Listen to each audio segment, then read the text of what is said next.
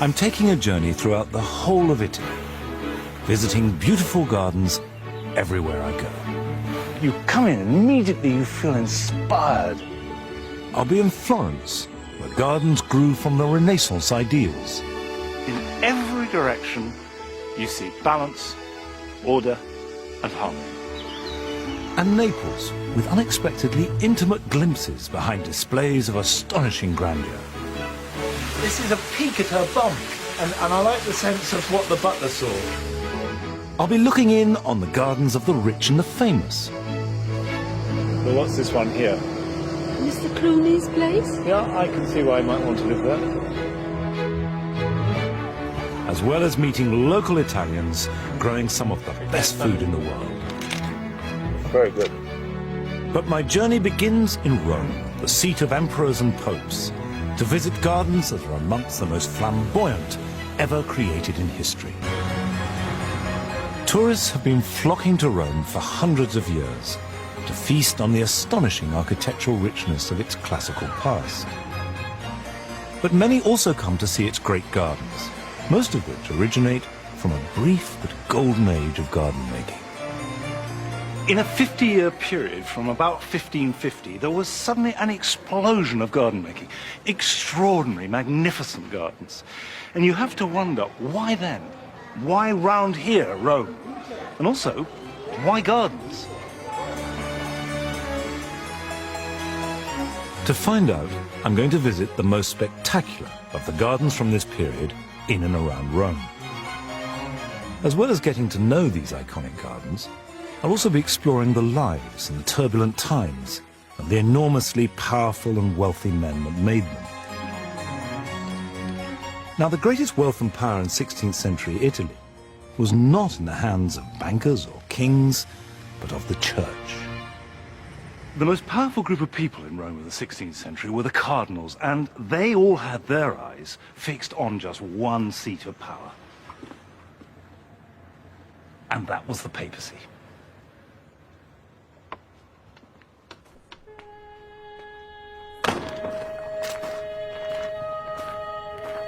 The Pope was the most influential man in the Christian world. Every living soul in 16th century Europe was either fiercely for or against him. He had the greatest art collection in the world, the greatest power, and access to vast wealth. This intoxicating combination was the prize that every aspiring cardinal greedily desired. You have to picture Rome round about the middle of the 16th century as a place that was asserting itself. And they were saying, we are the powerful people. This is God's city. And right here in the Vatican, the single most powerful place on the planet, God's representative ruling it. And that gave the cardinals and the people working around the Vatican an extraordinary sense of power and brashness and confidence. And that's the context in which you have to set these gardens that they were making. When a pope died, the cardinals elected one of their numbers to succeed him. However, in the 16th century, this was less a measure of their spiritual qualities and more a result of how influential, rich, and cultured they were. And one way to demonstrate these attributes was by making an awe-inspiring garden. I'm heading off an hour north to Villa Farnese in Caprarola, which is a small town in the province of Viterbo, about 40 miles from the centre of Rome, to visit one of these great gardens made by a power-hungry cardinal. I've come to Villa Farnese mainly because I've always wanted to see it. But the reason why people have come here in such great numbers is because it is generally reckoned to be one of the most perfect examples of a surviving Renaissance garden.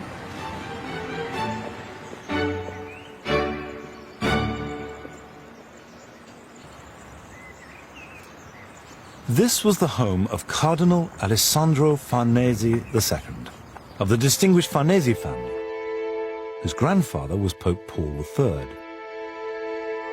Pope Paul had originally commissioned the building as a fortified castle at a time when Rome was almost constantly at war. But by the time the cardinal inherited it in 1549, all that had been built of this fortress were the five-sided footings. So in 1556, Farnese hired the architect Giacomo Vignola to build an enormous palace on these existing foundations, and to create the latest fashionable accessory, a beautiful Renaissance garden.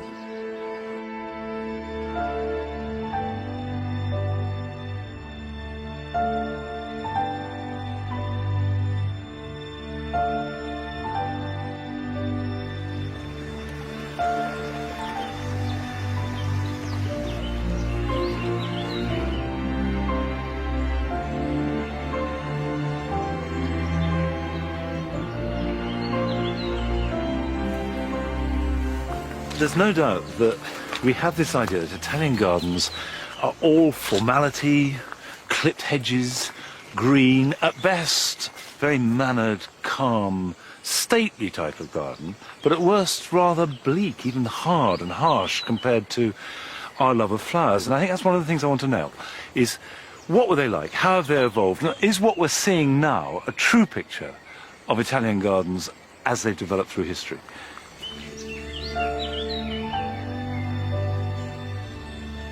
By the 1560s, when this garden was made, the Renaissance had been in full swing for over 100 years and had produced an unprecedented flowering of new ideas in art, architecture, literature, science and philosophy, from artists such as Raphael, Leonardo da Vinci and Michelangelo. But this wasn't just about paintings and sculpture. The Renaissance also launched the idea that a garden could be a work of art. To find out more about this garden in particular, and Renaissance gardens in general, I meet Giorgio Galletti, a garden historian who's restored a number of Renaissance gardens like Villa Farnese.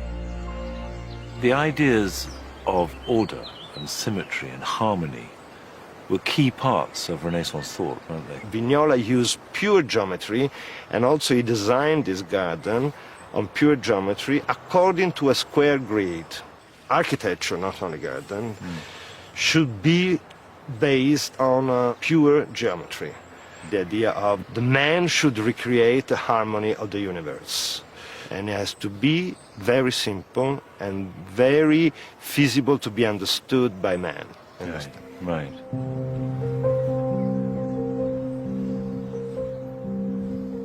This grid-like formality might appear constraining to modern British gardeners, but it was designed to create order out of chaos, placing man in controlled and controlling harmony with nature.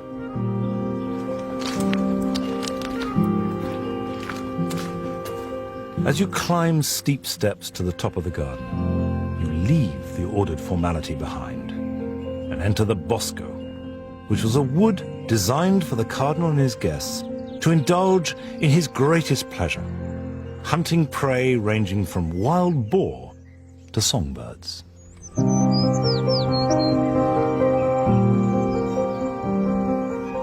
It's best to think of the garden as a process or a journey. So you've gone from the ordered gardens down by the villa, then up through the Bosco, this place of excitement, of hunting, of wild animals, and nature in sort of red in tooth and claw, but controlled. And then, as you come through the end of the Bosco, there's a clearing. And in front of you, it's this apparition. It's a fairy palace. It's an extraordinarily rich creation rising up out the ground. And you've reached this state of absolute beauty.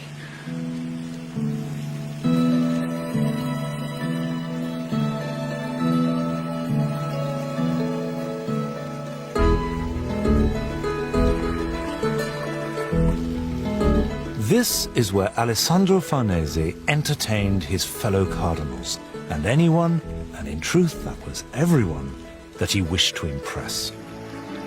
It is an astonishing ethereal fantasy. It is built from stone, water, vast riches, and an even greater ambition. The water features and sculpted cascades pointedly demonstrate his cultured sophistication. And at every turn, you can see clear symbols celebrating the greatness of the Farnese dynasty. all this fun and games was really part of power play. The most important thing that this is saying is, I am a powerful man. Think of this water being channeled down in this marvellous staircase of water made by dolphins. Well, any visitor would have known that dolphin was the crest of the Farnese family. Now, Alessandro's grandfather had been Pope. He'd tasted it. He'd been close to the seat of power. So he had about him this sense of right. And the garden expresses that. The river gods, the water coming from the cornucopias going to a glass. This is the fountain of the glass. The idea of taking rivers and then drinking them, holding them in your hand. This wouldn't have gone unnoticed. So the symbolism is almost as important as the aesthetic beauty. Despite all the jostling for position that went on between cardinals, it was a very small world that they moved in, and many would dine and hunt together as friends. So when Farnese created this garden, fully 10 years after the lower gardens were completed, he turned to a fellow cardinal who himself had made a great garden nearby for some advice. This Palazzina, rather grand building up here at the top, was recommended to Farnese by his neighbour, Cardinal Gambara, at Villalanti, who fundamentally said, look, old chap, you've got gout. Like me, you find it a bit tricky when you're having your dinners outside on a summer's evening. Build yourself a shed at the end of the garden. So he did. Very nice shed it is too. And it was up here that they would relax. The power play would be done, and there would be wine and song, if not women.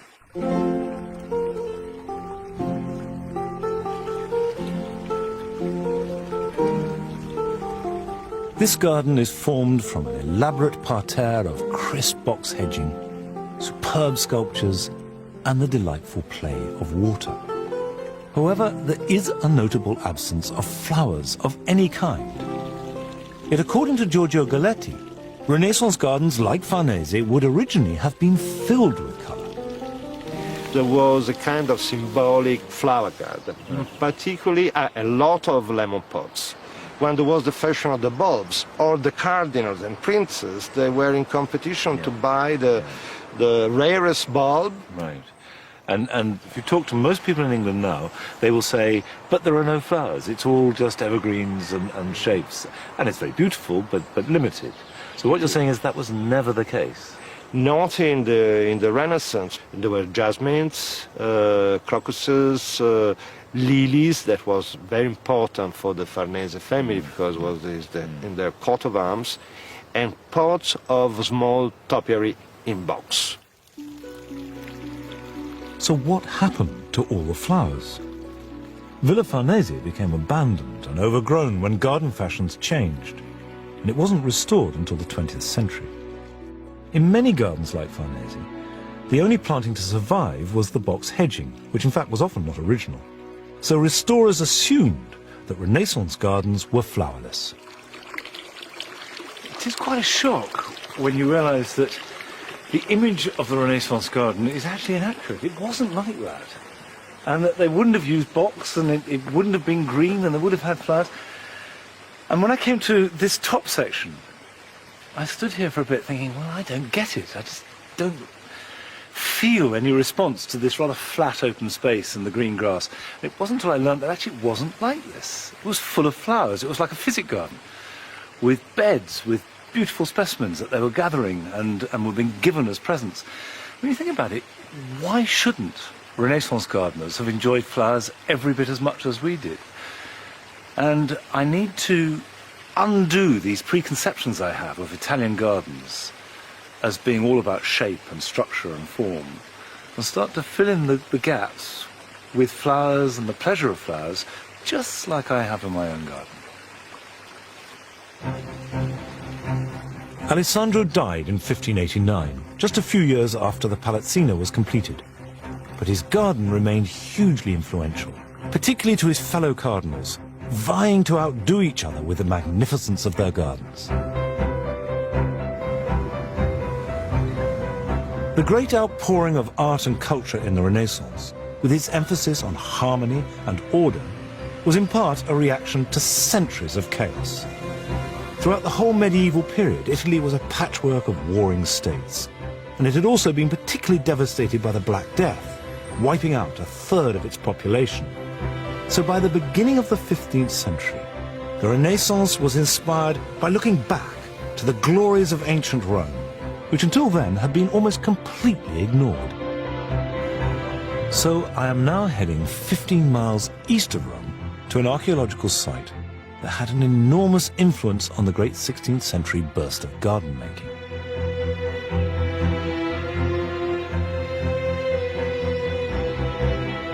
This is Villa Adriana, which was built almost 2,000 years ago by the Western world's most powerful man, the Emperor Hadrian.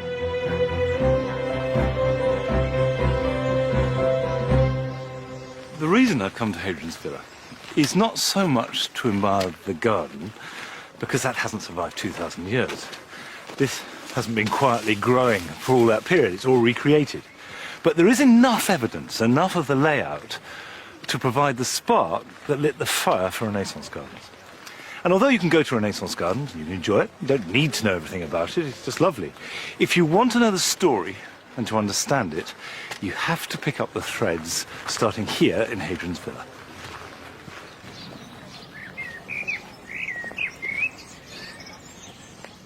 Hadrian built his villa in the early decades of the 2nd century AD, at the same time as his famous wall was being built across the border between England and Scotland. This was the emperor's palace, his court, and the military headquarters for Rome's vast empire. Hadrian travelled more widely than any other emperor, and his gardens were directly inspired by ancient Greek and Egyptian architecture and mythology. For hundreds and hundreds of years, the ruins just lay there. They were ignored, and people didn't pay them any mind. And it wasn't until the beginning of the Renaissance that people began reading the literature and looking at the ruins, putting two and two together, and realizing there was something special here. And gradually, the columns and the statues and the water features began to be potential that they could use in their own gardens and their own houses. And if you think about it, we still take it for granted that there are columns and statues and temples in grand gardens. But none of that existed before the Renaissance rediscovered the classical world.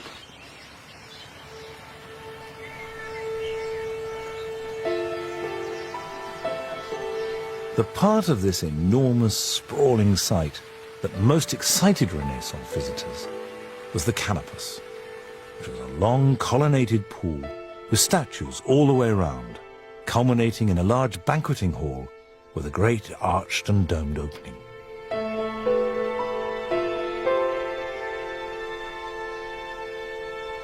I've arranged to meet Marina de Franceschini here, an archaeologist who's been studying the villa for the last 20 years, to find out just why the Canopus was so important for Renaissance artists and architects.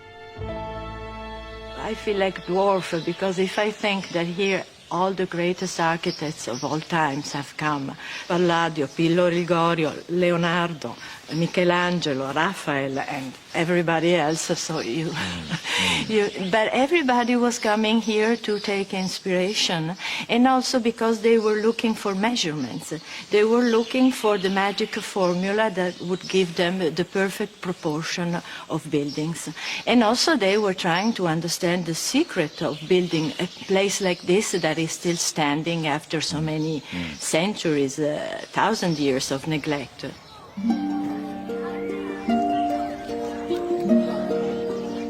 The visiting 16th century architects came here not just to admire the aesthetics of the building, but to rediscover practical engineering knowledge that had been lost since the fall of the Roman Empire. One vital lost skill was how to transport vast quantities of water. Hadrian used a 10-mile-long aqueduct just to supply the villa's countless pools and fountains. And the sheer volume of water needed for pools designed to cool and reflect light into buildings was a clear demonstration of the emperor's knowledge and power. You must imagine the water was flowing down there, Yeah. and then was flowing in this channel in the middle water in this inner channel. So water playing, water moving and overflowing and Water was a way to show the power of the emperor, because we know that there was an aqueduct bringing water from the Aniene River. But the water was part of the garden in the sense it wasn't Sure. it wasn't a practical purpose. It was for decorating. Yeah. And where did they eat? How did that happen? So they were lying here On on this? this.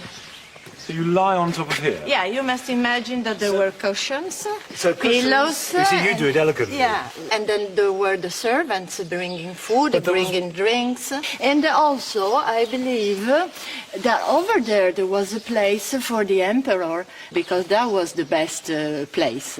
Imagine, Hadrian, what kind of nice garden parties was having here, really something exceptional. In the lake, in the water itself, would they have had sort of boats or anything like that? There were small boats with people having feasts and orgies, but mainly the beauty of the lake was the reflection of the landscape. You must imagine also a dinner party in the evening with candle lights, with this sound, music, dancers. It was really something beautiful to see and something impressive. No, I'm impressed, definitely.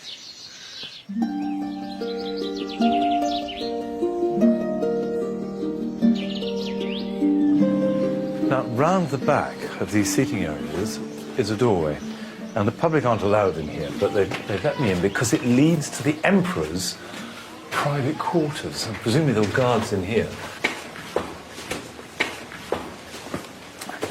Now, this is where Hadrian would have his dinner. So all his guests reclining down below. Remember, these are just the selected few, but he was on his own up here. And there was water in a pool here. And in the alcoves, you've got gods, you've got statues. Now, you have to imagine this lined with marble. So light spangling off the walls, white marble, and this godlike emperor bathed in a halo of light. And it would have been really powerful stuff. So that the garden, the emperor, delicious food and song and entertainment and light, water, all coming together. And you can see if you take that leap of imagination and then apply it to the Renaissance and these powerful cardinals, they want some of that magic. They want Hadrian's magic, best of all.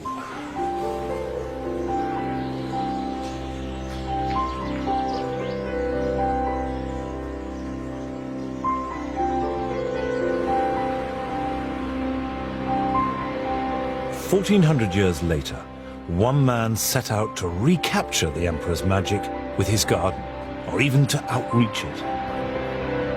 The setting for this is just a mile up the hill from Hadrian's Villa, in the small town of Tivoli.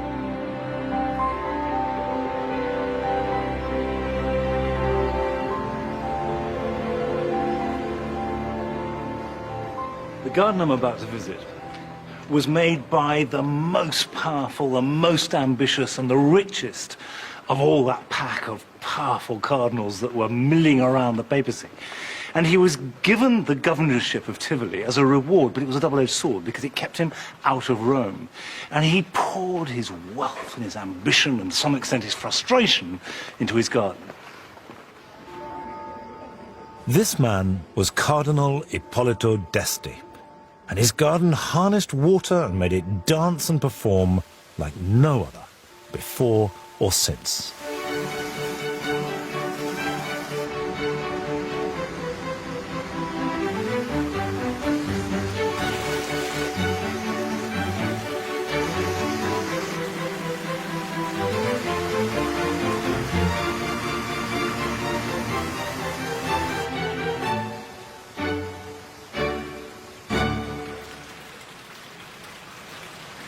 I've been to Villa d'Este a few times before. You come in here from the top, but actually originally it was designed to arrive at the bottom of the garden.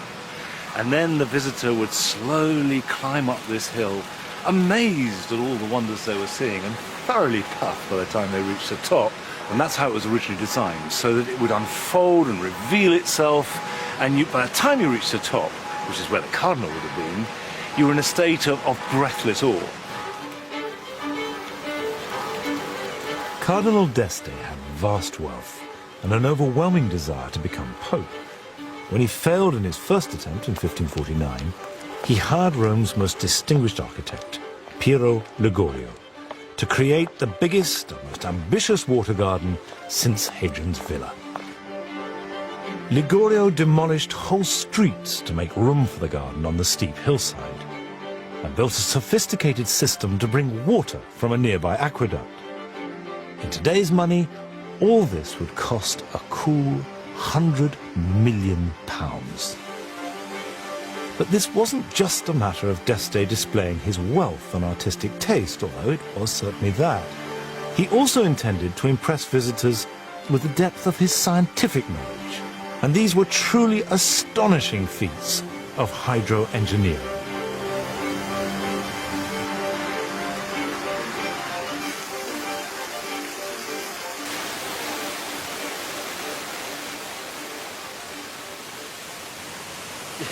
The scale of the water is just ridiculous, really.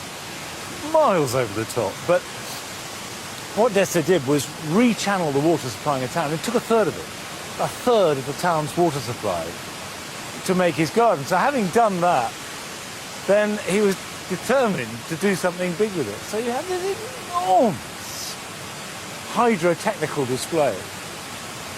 And it still remains the most impressive I've ever seen. And it all comes from one source, and there's no pumps at all. The whole thing is powered by pressure. So they knew what they were up to.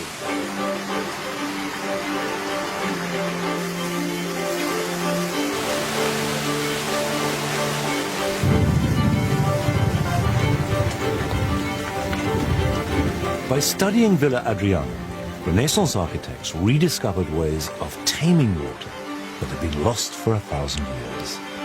They found they could control the water's speed and movement using different sized pipes and spouts.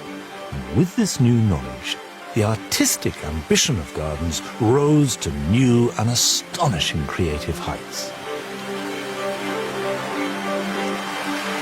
This is the terrace of 100 fountains. It took 5 years to make. It uses water that comes from a single source, no pump. All the fountains have the same velocity, the same rhythm, the same sound, and it builds up as you walk along. It's like a musical instrument.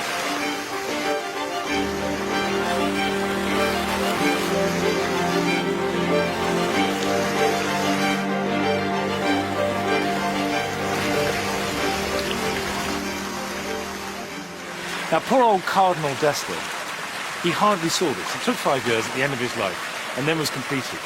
And behind this beauty is a nagging pain for him, because the 3 layers of water represent rivers leading to Rome. And of course, that's where D'Este wasn't, and that's where D'Este most of all wanted to be.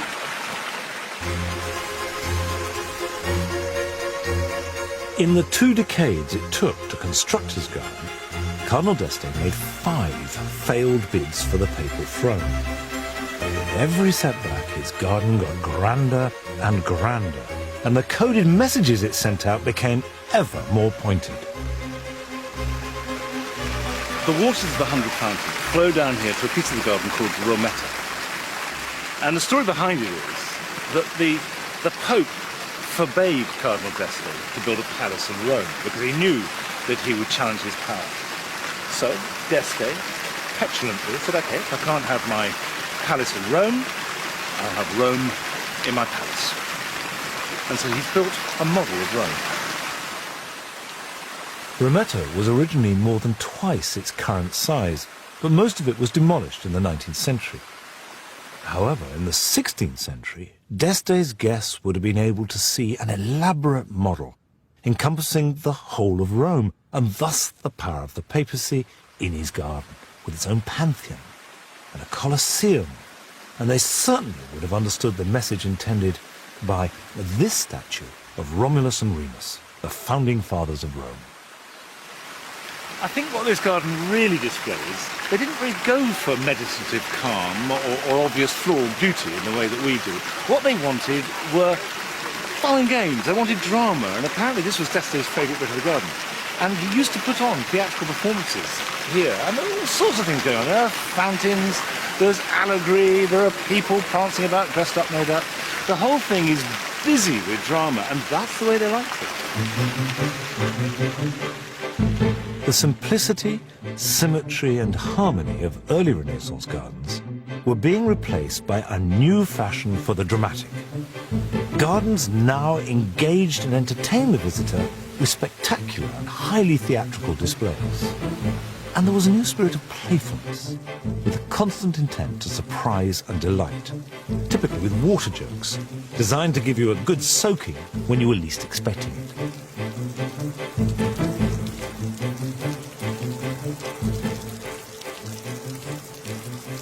This fountain, by the way, is meant to surprise you. It suddenly springs up, and I have actually been here before when it became even more playful, so it may happen any minute. But the whole point was to have jokes. Gardens were places to delight and surprise and amaze and entertain you. And if you've got money, then of course that entertainment can get very elaborate indeed. And this whole square can fill with water. To the modern eye, D'Este's garden seems somewhat kitsch and garish. But this was a world where moneyed good taste ran easily from Palestrina masses and Michelangelo to musical water fountains. There's a common perception that Cardinal d'Este built this garden out of anger and frustration because he couldn't be Pope. But I'm not sure that's right. I think that obviously he did want to be Pope, and he was very cross about it. But I think the really interesting thing is that he lived in an age when very powerful, very rich men expressed that power and that creative energy by building a garden. I mean, just as now an oligarch will buy himself a football team or a newspaper, it seems to be that it was acceptable to make a garden, and that would impress other rich men. And so what we have is a flowering where wealth and power expressed itself in gardens, and I can't think of another age when that was true.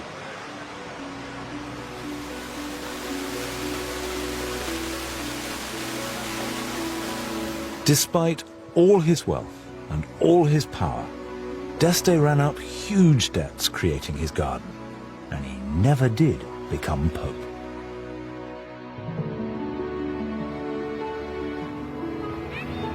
Back in the center of Rome, the Borghese Gardens were originally built for the Borghese family in Renaissance times, but are today managed by the state and are the city's most popular public space. Gelato limone piccolo. Grazie. There are a few great public gardens in Rome, and my favorite are these, the ones at Villa Borghese. Come here on a Sunday, I'm losing my ice cream, or a bank holiday. They're packed, mainly with local people, using them, playing, enjoying, walking in these exquisite gardens. It's just a lovely place to come and relax with the local Romans, and it's certainly worlds apart from the Rome of 500 years ago. The confidence and even arrogance displayed by the 16th century cardinals through their gardens superficially exudes a sense of invincibility. But in fact it was a turbulent and uneasy period. Just a few years earlier, Rome had endured one of the worst traumas of its entire history at the hands of the Holy Roman Emperor, the Spanish King Charles V.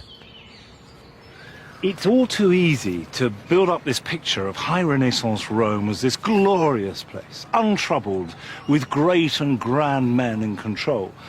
But in fact, in 1527, there was the sack of Rome. And 30,000 troops of Charles V came in and pillaged and raped and destroyed the city. Beautiful gardens were lost, buildings burnt down.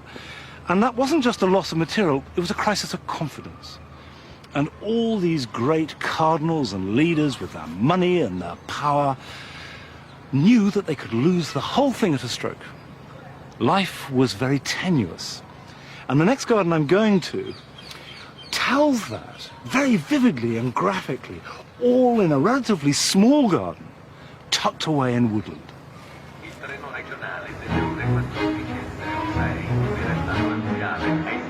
The garden I'm about to see is unlike any other, and certainly completely different from the other great gardens of the age.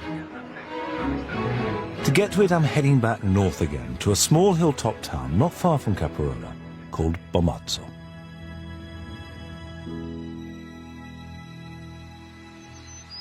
The town is dominated by a large palace belonging to the noble and ancient Orsini family. In 1552, one of the family created a Renaissance garden like no other. But it's separate from the palace, down in the valley below, hidden within a nearby wood.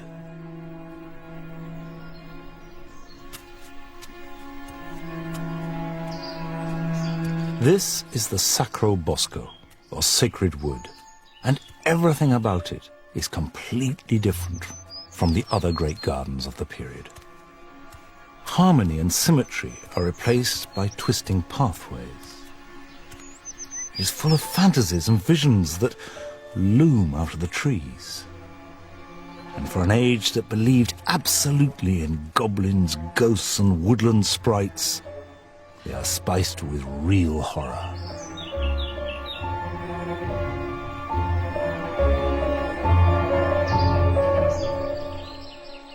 If you think of the more conventional gardens, they're laid out, they're imposed on the landscape. Streets are moved, areas are flattened, water is brought in by aqueducts, in enormous effort to bring mankind to dominate it. But you can't help having a feeling here that they walked round, had a look at it, saw the trees, saw these enormous lumps of rock, and thought, oh, we could do something with that. And it is extraordinary when you think that these great lumps of stone like this were just there, and they hacked into it on the spot.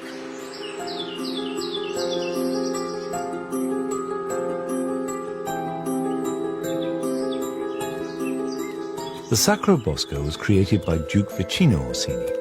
The Orsini family had included 3 popes and dozens of cardinals, but Vicino Orsini was a man of action, a soldier and a poet, as well as being distinctly hard up.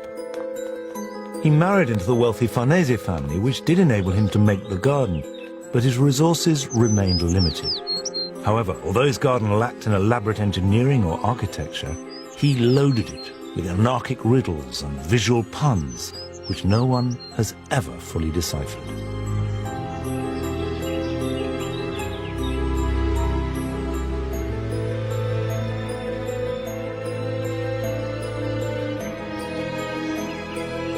At the garden's heart is a giant mouth of hell. It's a reference to Dante's Inferno, but the inscription advises the visitor to abandon all thought rather than hope. There is this grotesque mouth with nostrils like cannons, and it's like a child going, grrr.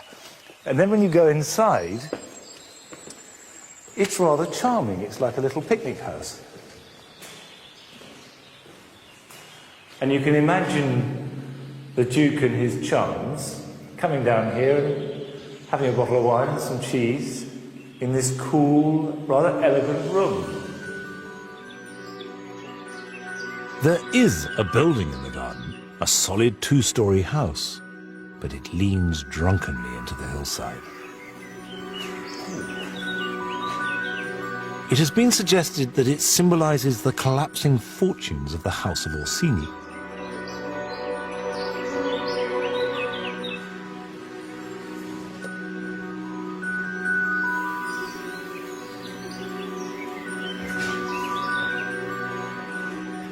The house has been built at a slope. It's leaning. It's falling.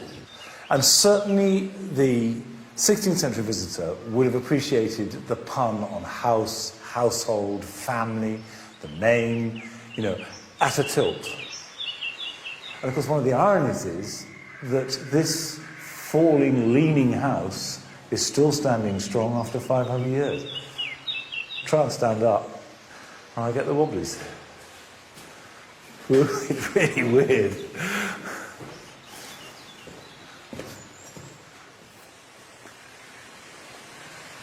What I absolutely love is the green, where that you go from earth to stone to tree with this one green that goes up through. And then, a sculpture comes along too, but wood and natural stone and ground and sculpture all become part of the same thing. And that's just lovely. Presumably it wasn't like that when it was made, of course. Again, it's where time changes the garden for the better. It certainly would have originally looked very different, because all these beautiful mossy and weather-worn sculptures would originally have been painted in bright, gaudy colours. So look how lovely this is. It's a good gardening lesson. If you want moss, you want to have poor drainage, i.e. stone or bark, shade and water, and then it will flourish.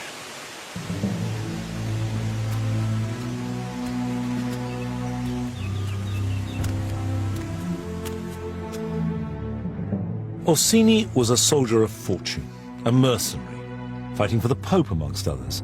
So it's no surprise that one of his main themes is the abuse of power.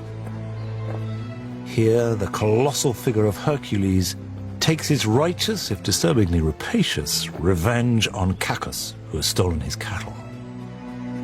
And one message comes through loud and clear in this garden, which is that Orsini is challenging the overweening confidence and pride displayed in the grand gardens of Rome's ruling class. I think this garden, it's almost a revolt against the attempt to apply order that the Renaissance had done to gardens and life in general. This idea that if you make everything symmetrical, then somehow life will become controlled. And what Orsini's doing here, I think, is saying, well, life isn't like that. Life is uncontrollable and strange, and there's war and there's violence, and, you know, you can be married and you love your wife, but you can have lots of lovers, which he did. You can lust after other people. You can be a man of peace and of art, but go to war and kill people. And that if it's almost a stab at early psychology. And so he's built this place, which has some beauty, but then suddenly, looming out of the mist is a monster of the imagination. And I suspect that's a bit too fanciful, trying to interpret the whole thing in that way, but certainly that element seems to be here.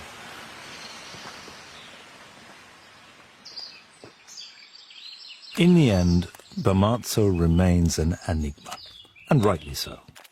It's a beautiful and disturbing tangle that would be diminished if it was unravelled.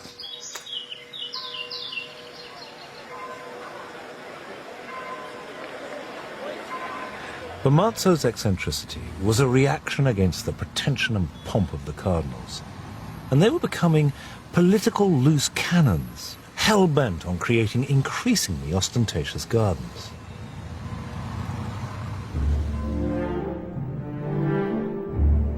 I'm now heading 12 miles south of Rome to the town of Frascati.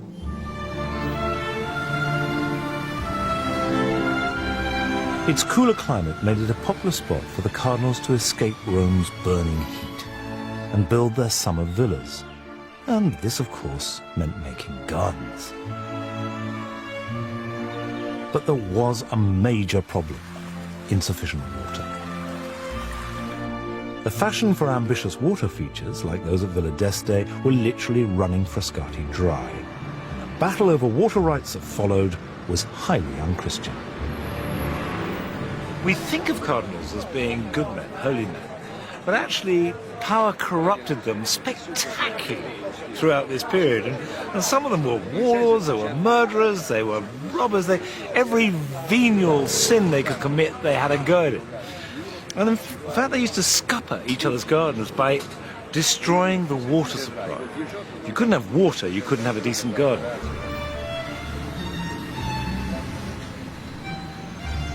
In 1598, Pope Clement VIII gave his nephew, Cardinal Pietro Aldobrandini, this site, dominating the town, in which to build himself a villa.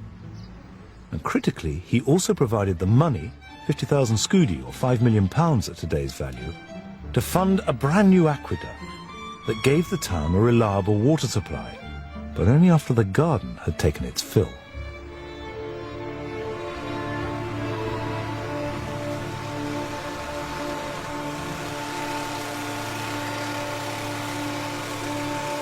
I arrive on hedge trimming day. The Italians are invariably expert when it comes to pruning trees. This 200-yard-long tunnelled avenue of holm oaks, whose exterior has been clipped to a monstrous hedge, is, I think, topiary at its finest. From the outside, this looks like a solid block of hedge. And from the inside, these are great big trees. And I'm pretty sure they were planted as a hedge, and they've been allowed to grow out massively, for 100 years or something, I suspect, and then have been clipped back. And so what you have is a halfway house. You've got great oak trees, and inside all the bones showing like the inside of a bleached whale.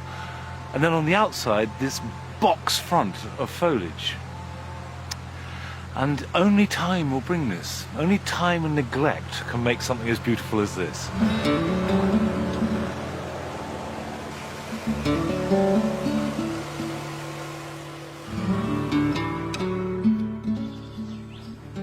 The heavy skies open, and the rain sends me on up to the shelter of the villa. This was given to Cardinal Aldobrandini as a reward for negotiating a peace treaty with France. It was an extremely generous gift, also a canny one, because popes aren't allowed to own property. So it was a way that Clement was able to keep it in the family. The peace treaty gave Rome control of the key town of Ferrara, along with a sizable chunk of the d'Este family fortune. These spoils allowed Aldobrandini to create a villa and a garden to outshine all those of his Frascati neighbours. The villa isn't usually open to the public, so it's a rare privilege to be allowed inside. Inside the villa is a painting of Cardinal Aldobrandini. And there he is, a surprisingly young man, really. And apparently he was a man of great power and intellect and organizational skills. And this was all made for him.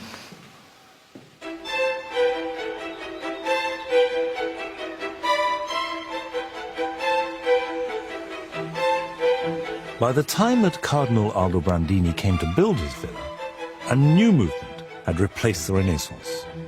This was the Baroque. Baroque was a style of architecture and garden design that was dramatic, elaborate, triumphant, and very confident, and was underpinned by the desire to reassert the supremacy of the Catholic Church over its Protestant enemies.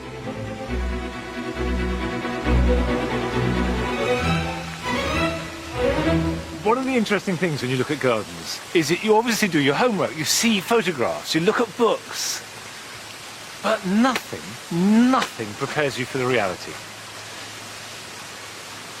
And of course, the honest response is to be flabbergasted. Can't really think of anything sensible to say because just the scale of the thing.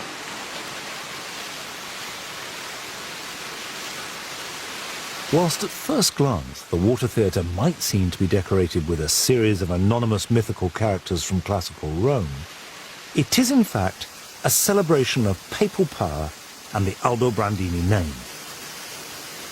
For the symbolism, all of their contemporaries would have recognized immediately.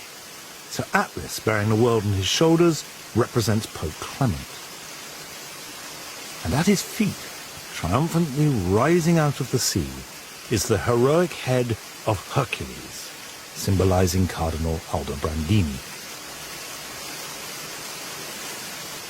They love this idea of masque, which was one-off theatre, enormously expensive, put on as a performance to impress those in power. And this is what this is. It's gardening as grand display for a select few. And it's very symbolic that it's not open to the public. It's still just you and I looking at this and a handful of other people. And the performance is for us.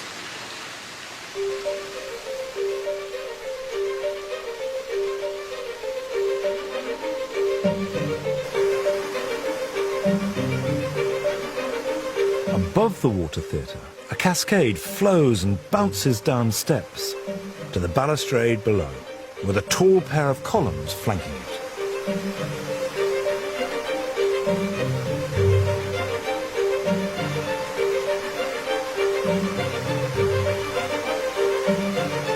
It was designed so that it is wider at the top, and the foreshortening makes it appear steeper and more dramatic, especially when viewed from the villa.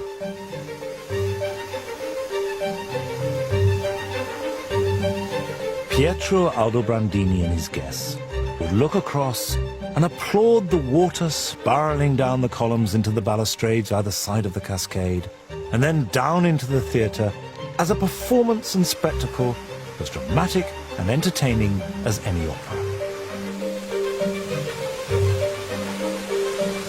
The cascade as it stands is impressive.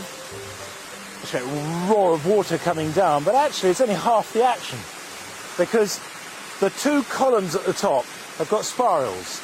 And originally water came out the top, worked its way round, and they came splashing down and spilling into the pool below.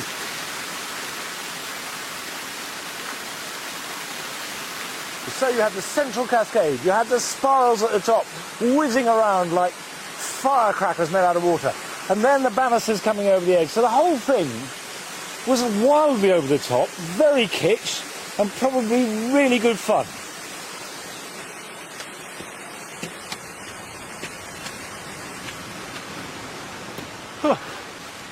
Here we go.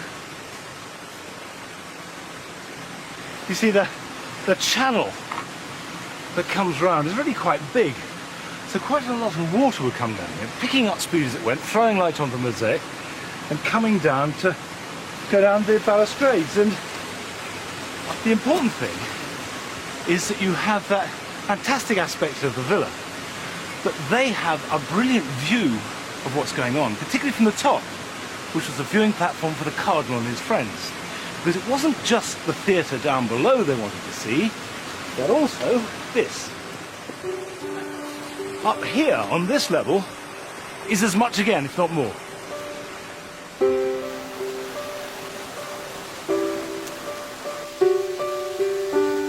The top of the garden has been derelict since the Second World War, when it was badly damaged by American bombers during the Allied invasion. That's enchanting. This is the only grand papal garden not owned by the state. It remains in private hands, still owned and still lived in by the Aldobrandini family. Looking after a garden and villa like this is clearly a mammoth undertaking. However, the current owner, Prince Camillo Aldobrandini, is embarking on the formidable job of restoration. Well, as you see, there are some scaffoldings, and we are hoping to make a quite important work of restorations, especially for the fountains, which are in very bad state. It was bombed during the war. Yeah. My father restored it, but having used cement, it's now in a very bad state. Everything has to be repaired again. And of course the water is a huge issue, because it's still quite a big thing to have that water running, isn't it? Yes. We have an aqueduct actually, and the water then was used for this villa, and we sell the water to the villages around here. So does the garden always have a good supply of water? No, there are some moments in autumn when there is no water in the fountains. Right. We are now studying to put a recycling outfit so that the same water can be used over and over again.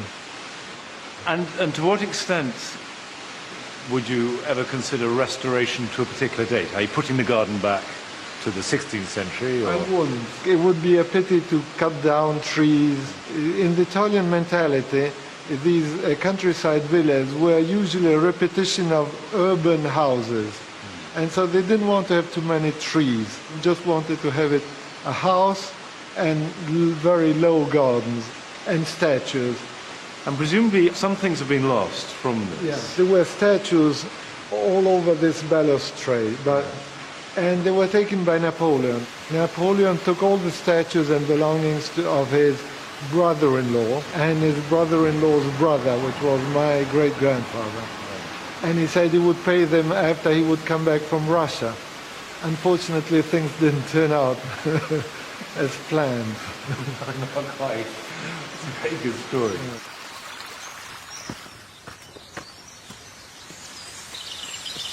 At the garden's highest point is the main water supply, still flowing from the same aqueduct Cardinal Aldobrandini built 400 years ago. The last cascade is the most natural, I think the most charming too. It's got real elegance. And of course that was the idea, that as you got away from the palace, everything became more natural and blended into the wild, but of course very, very controlled. This was wilderness absolutely under the thumb of man. In the 21st century, nature has taken over, places have been cleared, trees have grown, they've decayed.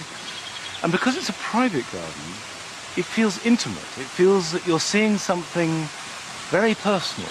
And I'm not sure I'd like this to be fully restored and made public and gleaming and a historical document. I think part of the magic is that it almost feels like it could disappear at any time. So it's more precious.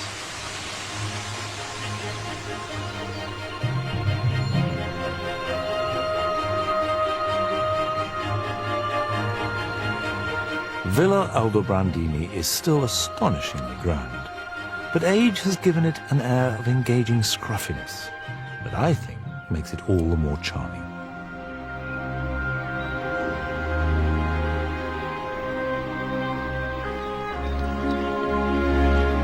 On my tour around these great gardens of Rome, I've seen gardens designed to entertain, and to shock, but above all, to impress.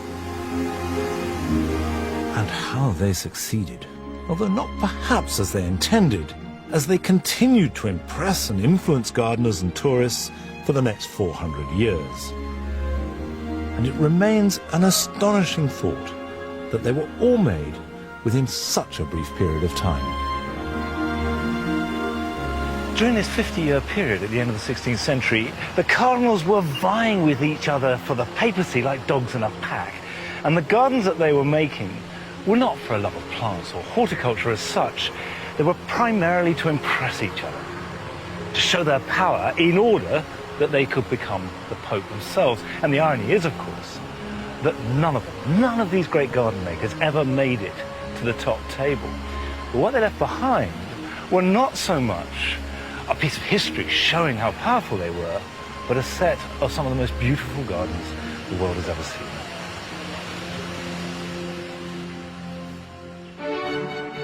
Next time, I'll be in Florence, where the creative revolution of the Renaissance not only changed art and architecture, but also transformed gardens of every kind.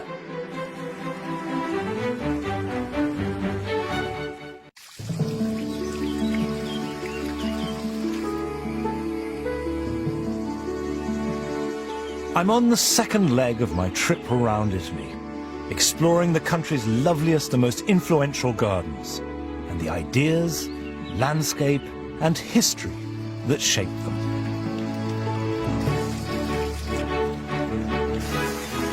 I began my journey with the grand gardens of Rome, made by cardinals vying for the papacy.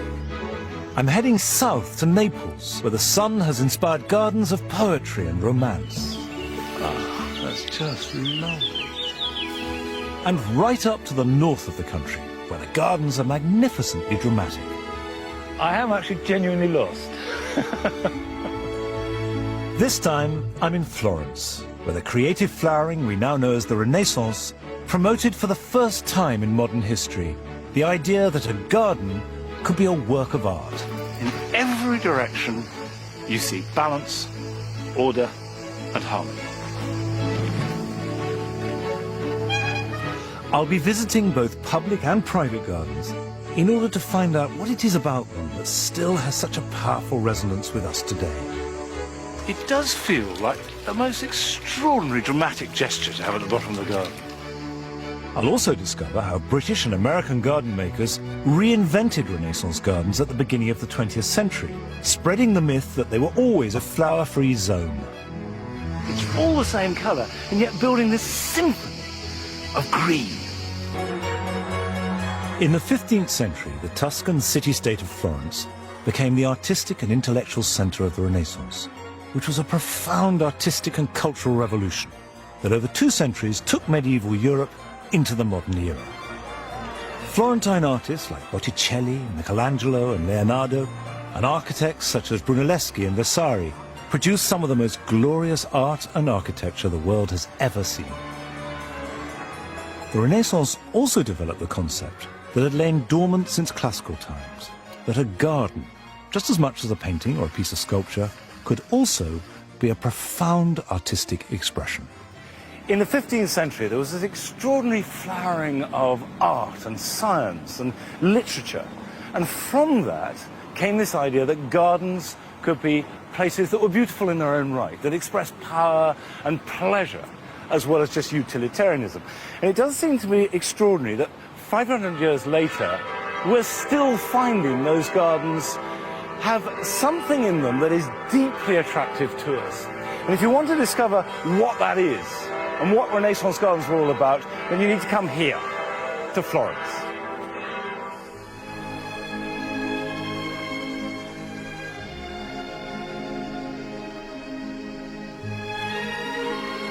The gardens in and around Florence are among the most beautiful anywhere in the world.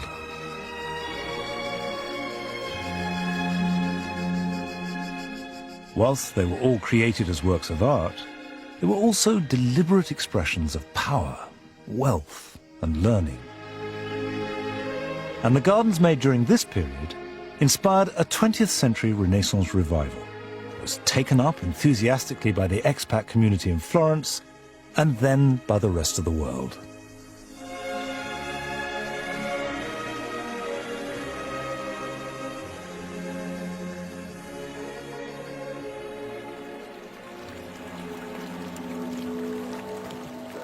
The Renaissance, which was a new synthesis of literature, art, science and philosophy, was nurtured and financed by Florence's ruling banking dynasty, the Medici.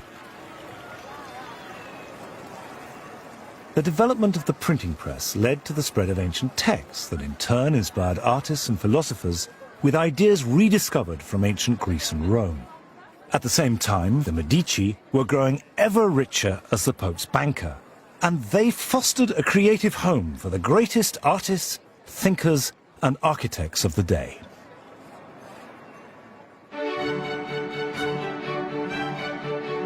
I'm heading now to the outskirts of Florence and the earliest surviving Medici garden, Villa Castello.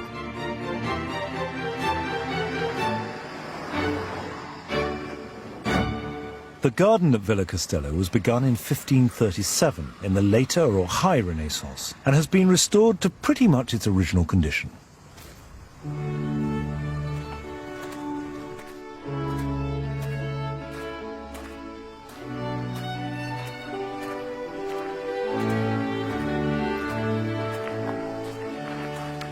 The thing that strikes you immediately when you walk in is the symmetry. Everything is balanced. Whatever happens on one side is picked up on the other side. And the result is harmonious. And you can feel it. You can feel this sense of lightness, of generosity that is completely prepared and ordered and laid out. And you might think that that would be dull and predictable, but actually it's not.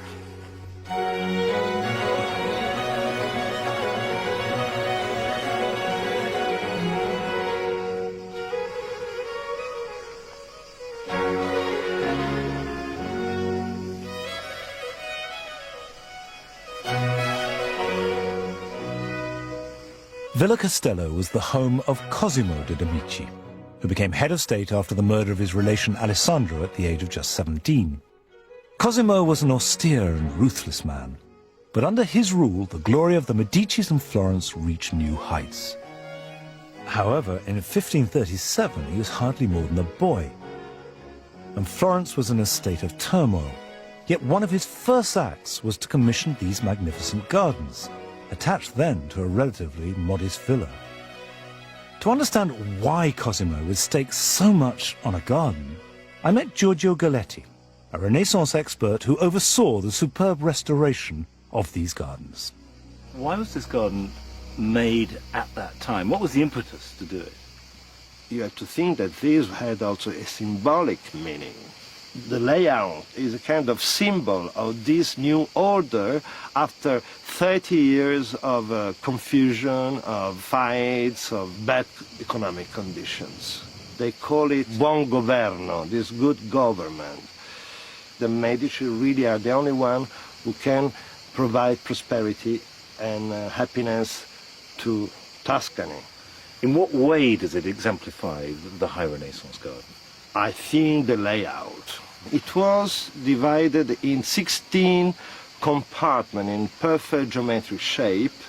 It was a demonstration of perfect control of man, of space and nature. And also, it was the first time that an axis is used from the grotto to the villa by two fountains, the main perspective. This was something new.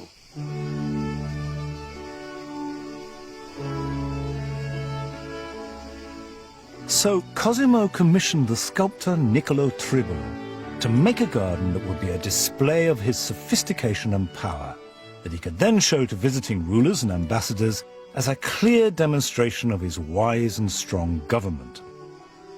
This aspect of a garden, being deliberately intended as a parade of cultured power, was a development new to the High Renaissance. But the layout and the way the design maximizes the views of the surrounding countryside are based upon well-established precedents of garden design. The garden didn't come out of nothing. It was following a set of rules. They were best expressed by a man called Alberti. Now, he was a philosopher and a theorist, and he said, quite specifically, that gardens should have certain features. There should be paths with symmetry. There should be flowing streams. There should be trees planted, and they should be planted in the form of a quincunx.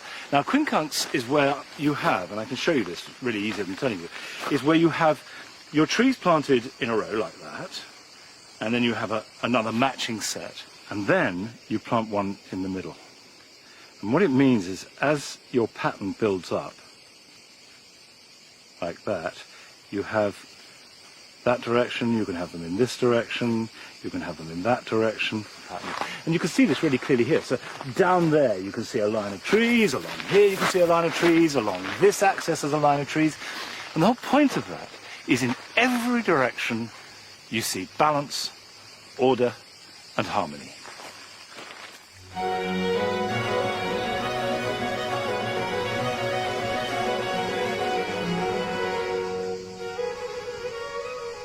Renaissance thinkers were exploring classical scientific principles, and one of the beliefs was that God created the world along mathematical lines. Thus, the symmetry of Castello's layout was a deliberate echo of the universe's own ordered design. One of the great discoveries of the Renaissance were the rules of perspective, where you have a vanishing point where two parallel lines meet. And of course, where two lines meet at a viewpoint, at a sculpture or a niche, then that draws you to it, and it's as though they're relishing this new discovery. And it seems to me that sums up the whole Renaissance spirit, because you have science, you have mathematics, you have art, and you have humanity, the human point of view, all working together.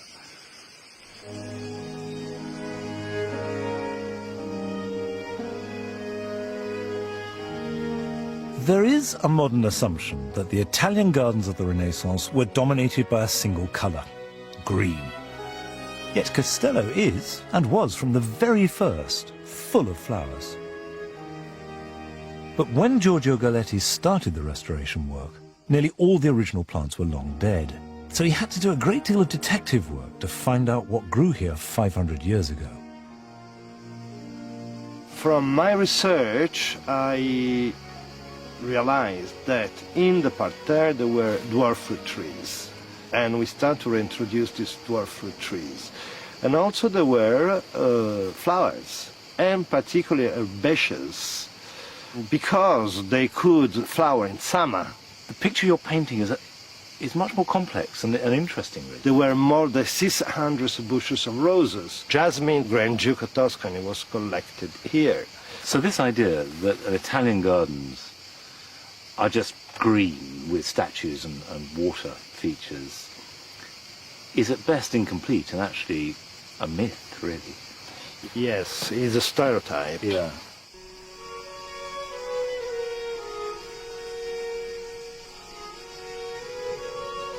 So it just isn't true that Renaissance gardens were simply a formal green geometry.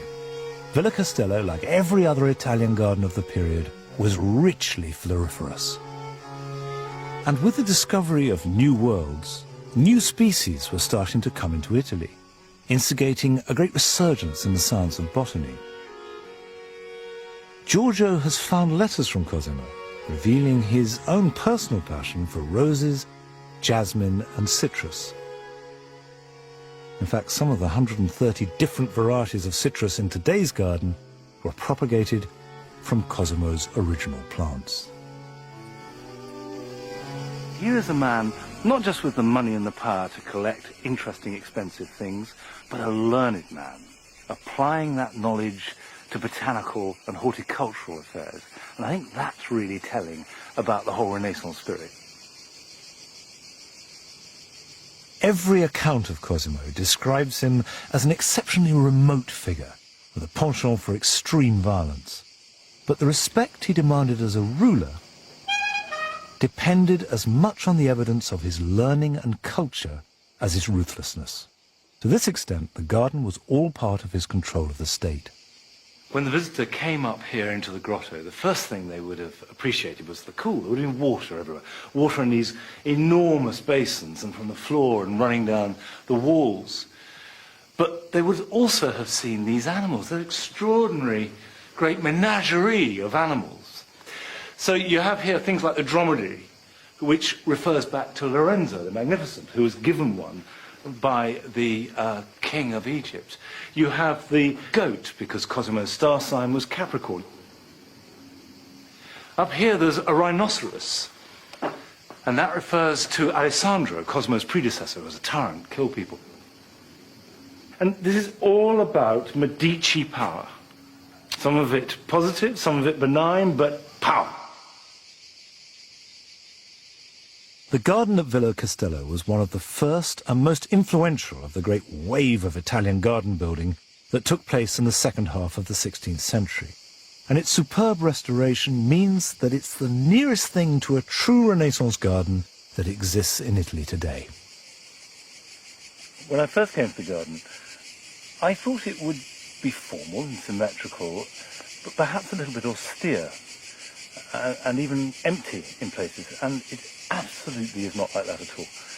And that very interesting point that Giorgio made, that it's a myth that Italian gardens didn't have flowers in it. This garden would certainly have had plants of every kind. And in fact, if you want to see a Renaissance garden as near to the real thing as you possibly could, then this is it.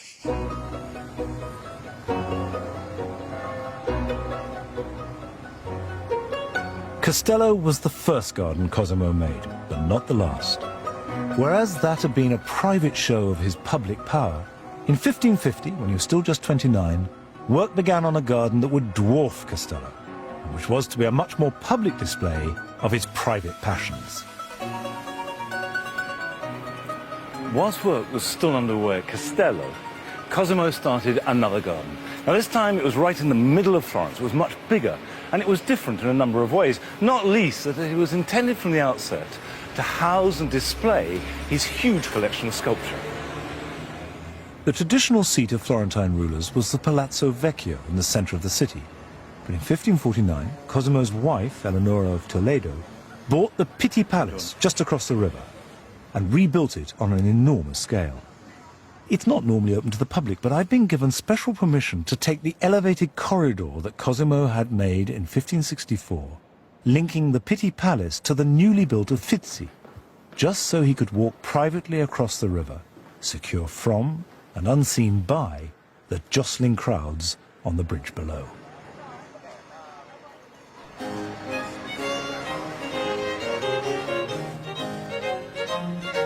Today, the walls are lined with the Medici family's private collection of self-portraits by some of the world's most renowned artists. To just walk along and just see a Rembrandt in old age, that's worth coming here just to see that.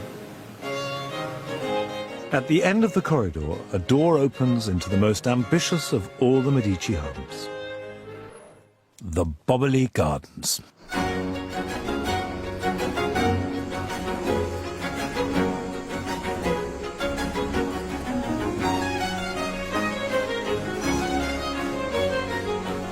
Throughout the medieval period, sculpture had been primarily displayed in churches. But now, as Renaissance artists drew inspiration from classical statues that openly relished the human form, sculpture began to be displayed in Florence's gardens and piazzas.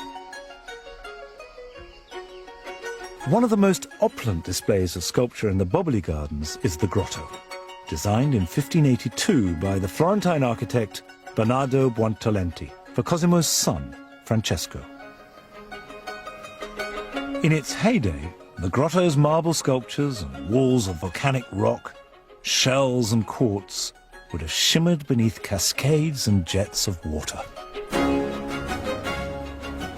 In the corners are these 4 sculptures. Now, these are concrete casts, but until the 1920s, they were the originals, and they're by Michelangelo, the slaves. And I remember being taught about these extraordinary sculptures that showed the slave trying to break free from the stone that they're imprisoned in. And then much later, they came here as a gift. Of course, Michelangelo, one of the greatest figures in the history of art and of the Renaissance and of the Medici family. So it's all here in the one place. The Boboli Gardens continued to be made and remade for over 2 centuries, getting ever bigger and grander until eventually it covered 111 acres. Initially, the steep, rocky land behind the palace was leveled to make an open, grassy space flanked by trees where Cosimo could indulge his mania for hunting. Then, some 50 years after his death, his descendants took this modest amphitheatre and enlarged it hugely to accommodate the new theatrical Baroque fashion. There was a mania for performance of any kind, pageants, burlesque, masks, and the bigger the better, because it meant that you had lots of money to spend. They cost a fortune, and they would build volcanoes that exploded and have wild animals. They flooded an area at one time and had a battle with boats. It was a kind of elaborate theatre to entertain your guests, who would sit around and they would take in the space, and the garden became the setting for the most dramatic performance possible.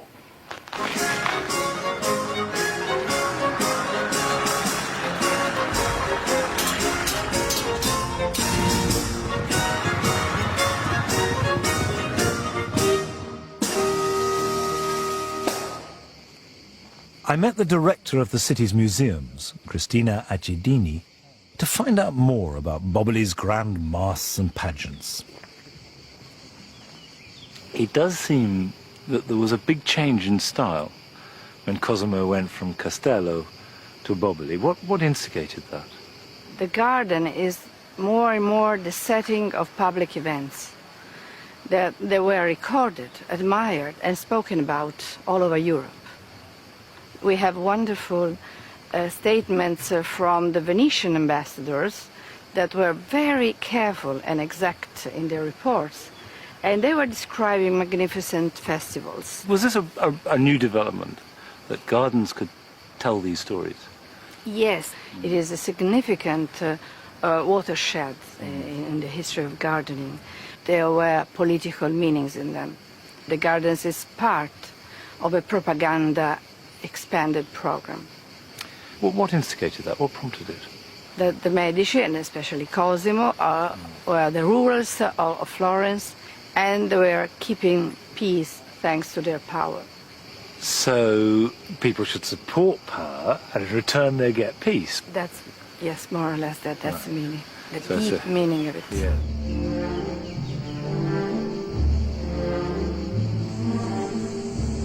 So the grand pageants were displays of Medici power, with the clear message that power equals peace and economic stability for the people of Florence, but only if they fell in line behind Medici rule. Boboli was private until the 19th century, when it was open to the public, but some parts are still out of bounds, like the Isolotto, an oval island made in the 1620s surrounded by a broad moat.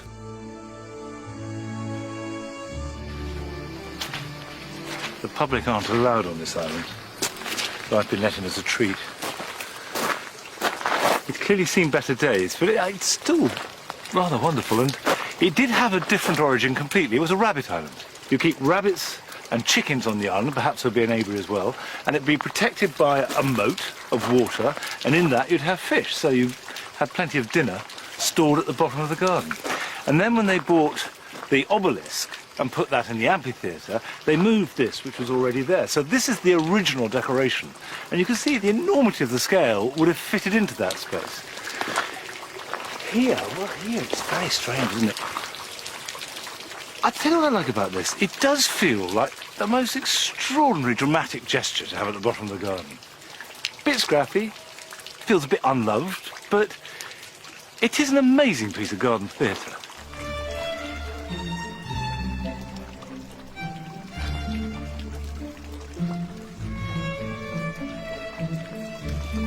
The Medici dynasty ruled Florence for more than 3 centuries and were the greatest patrons of the Renaissance.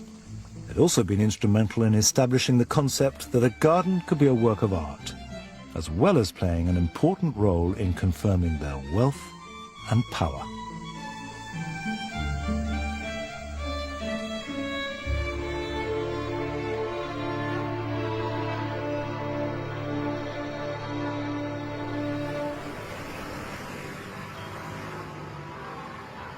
I'm off to a shop in the back streets to sample one of the more unlikely spin-offs from Boboli Garden's Grand Grotto. As well as designing the grotto, Bernardo Buontalenti built the Medici ice houses, where ice for chilling food was stored. And according to Florentine legend, when he experimentally chilled a cream-based dessert, he invented ice cream, to the subsequent delight of the grateful world. Now, this is the original ice cream, isn't it? It was made by the Medici. Yes, Bernardo Buontalenti. What are the ingredients? Cream, milk, honey, sugar, spices. Can I have a taste of it? Of course, yes. To see, Yes. to then that will take me back to that first ice cream. Thank you. It's very good. It's very custardy, isn't it? Yes, right. Can I have a little container of it, please? Thank you. Thank you. You're welcome.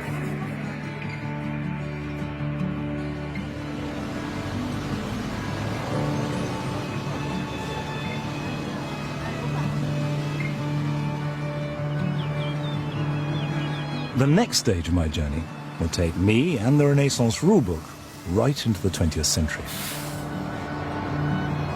Of course, now with the benefit of hindsight, we can say that by 1600, the Renaissance had evolved into something much more theatrical that typified the Baroque. However, the values of order and elegance remained. And in one garden in particular, this combination was to prove enormously influential. Settignano is a village in the hills overlooking Florence, famed for its stonecutters and where Michelangelo grew up. It's also home to a small private garden called Villa Gambaraia.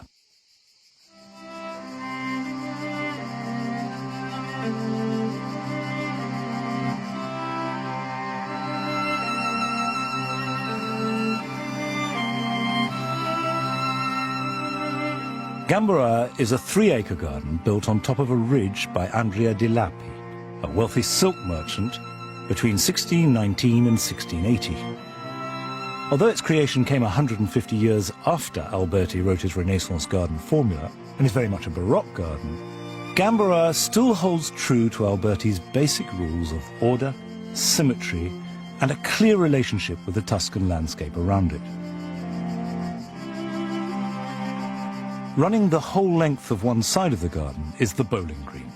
One end is an infirm, and 300 full and perfectly flat green yards distant, a pine-fringed balustraded view over the Tuscan countryside. I think this bowling green is one of the great pieces of garden design. Apart from anything else, it's an outrageously ambitious thing to do. This enormous great length, made out of grass in a climate where you can't really grow grass, so they've had to bring in water specially for it, and then building these walls, some of which are retaining walls, because they slice into the hillside, so that the whole thing is monumental in scale in a relatively small garden, and yet it doesn't upset the balance of the garden.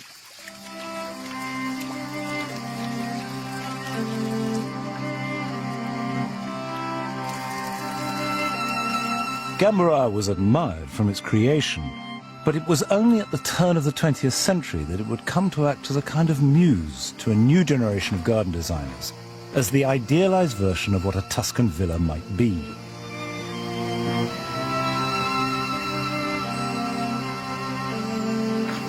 In 1896, Villa Gambara was bought by a Romanian princess, the exotic and reclusive Princess Ghica, who settled here with an American woman rumored to be her lover.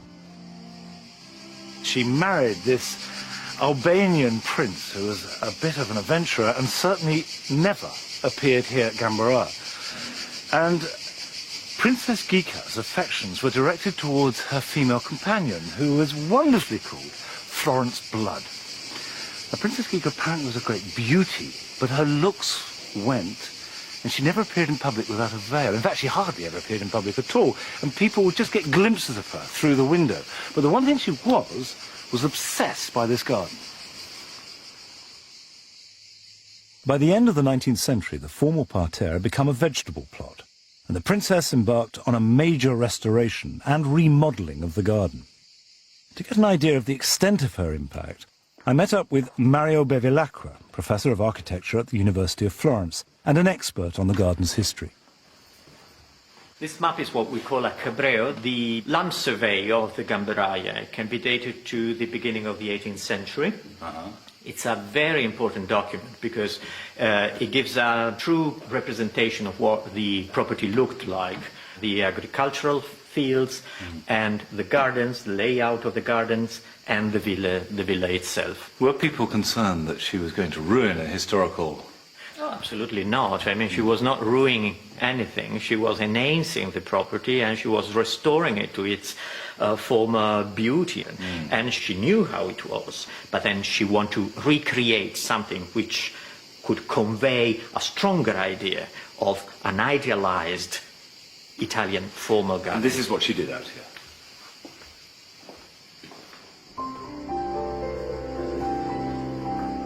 From the loggia, the garden is laid out perfectly below us.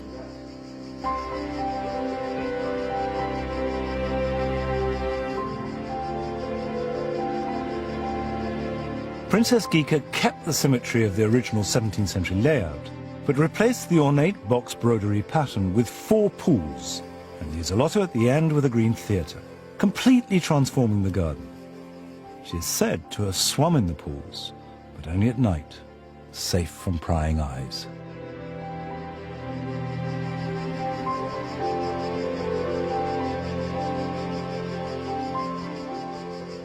She decided not to obliterate the original pattern of the garden. She decided to enhance it and create a new garden which reflects the Renaissance and early Baroque period. She had new trees planted, the theatre at the end, and she changed the 4 parterres into water parterres, which is a very original feature.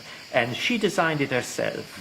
What I feel is that there are lots of villas and they're beautiful, but what is it about Gambara? There is a kind of balance and magic. It's very hard to define about this place. Right. It is almost the perfect villa, isn't it? The idea of a perfect. The idea of a perfect villa, yeah. Gambaraia may seem very simple. Actually, its structure is very complex, and there's a double axis, which is very interesting. You've got the open countryside this way, you've got the cupola and historic Florence down there. The idea of this garden which floats on the city and in the countryside.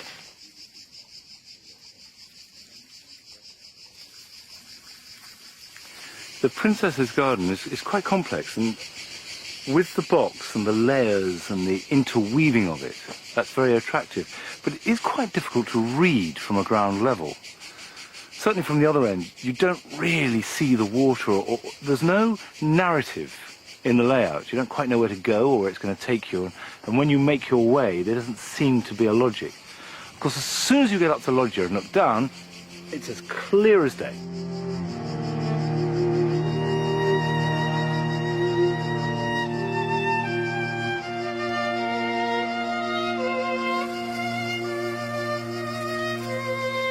Although Gambaraia is a garden that has accumulated and changed over 300 years, the essence of it is straight out of the Renaissance garden rulebook. And Gambaraia showed that these ideas could work on a relatively modest, accessible scale. Visitors could see this and apply its principles to their own gardens. Gambaraia became famous all over the world, but especially the British Isles and America. Architects came here and studied the Gambaraia along with the great Renaissance villas around Rome. It seems that that reputation has endured, and it's lasted right up to the present day. Also because it wasn't so grand, so imposing, and so it could well be adapted to higher middle class, used as a model. It's what we would call aspirational. Yep. Right. People could aspire to it.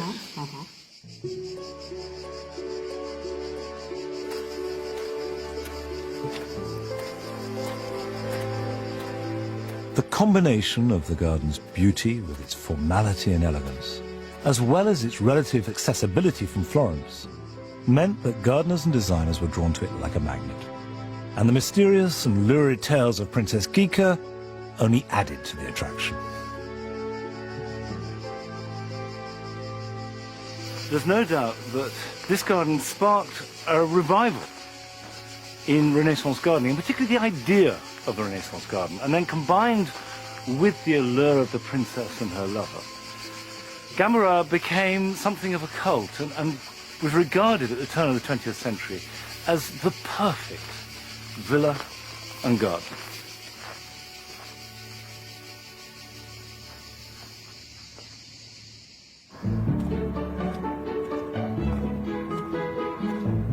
By the end of the 19th century, there was a large expat community living in Florence, drawn by its incredible artistic and architectural treasures, and not least by the much cheaper cost of living, with wonderful Renaissance villas to be rented or bought for a pittance. They never even needed to learn to speak Italian either, because by 1900, it was reckoned that 1/6 of the Florentine population was English-speaking. There was also another attraction that drew some to Florence. There's a big influx of Americans and British people, and they came here for a number of reasons. The weather, the Renaissance, the art, the history, it was cheap. But there was also another powerful pull, which was sexual freedom. When people came here, they felt they had a license to behave in a way that they just couldn't do back at home.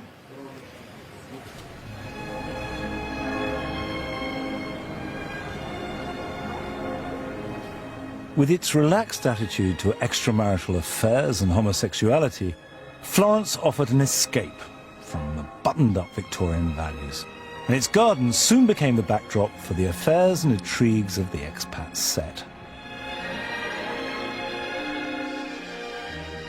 Around the corner from Villa Gambaraia in Settignano, I'm off to visit one such garden.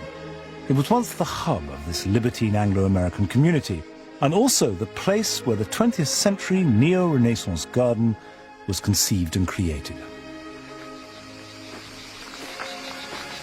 I'm excited to be visiting this garden at all because it's not open to the public, and Harvard University, who own it, were a bit wary about letting me in. Anyway, they've relented.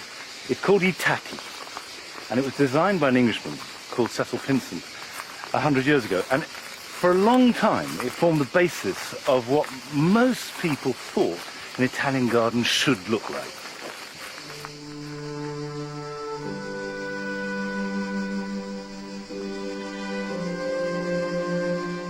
In 1900, an American couple, Bernard Berenson, an art historian specializing in the Renaissance, and his wife Mary, rented I Tatti. Later, they bought it and began to make substantial alterations. Mary Berenson commissioned two 23-year-old Englishmen to work on the house and to create a new garden from the villa's old vineyards. They were the newly qualified architect, Cecil Pinsent, and her husband's secretary, Geoffrey Scott, with whom Mary was having an affair. This was a ruse by Mary to keep Geoffrey Scott around, and Berenson tolerated this. But he actively nurtured Pinsent, and as a Renaissance specialist, sent him to visit formal gardens around Florence for inspiration, including the nearby Villa Gambaraia. All the pictures I've seen of I Tatti have been the garden spread out. I didn't realize you came through a doorway. And immediately you could see why people thought that Renaissance gardens were just green. Because that is just solid green. There's no other colour through this doorway at all.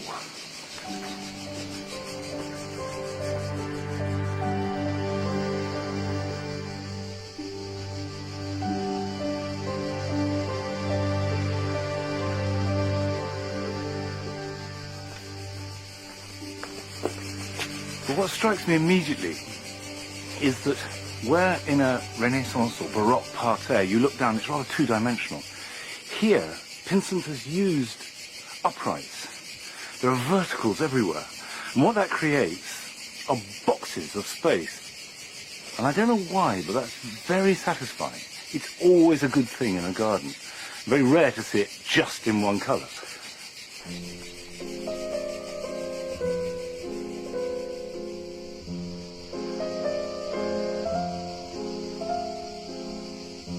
Although I can see the influence of his British contemporaries, such as Lutyens, Pinsent has made a garden that clearly uses the idioms and structures of Renaissance and Baroque gardens.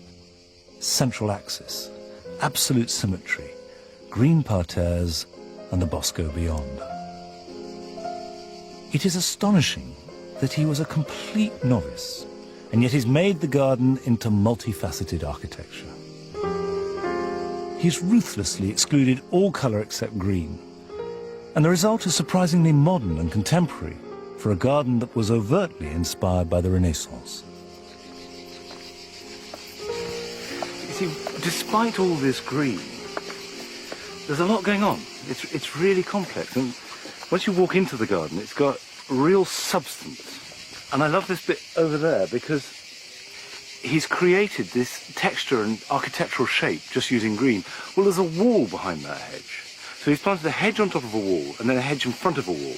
Now, obviously the wall blocks your view and holds up the landscape, so you don't need the hedge. But by planting them there, he's created this structure, this building made out of green. So it's got a kind of energy, which is exciting, actually. It feels like something's happening.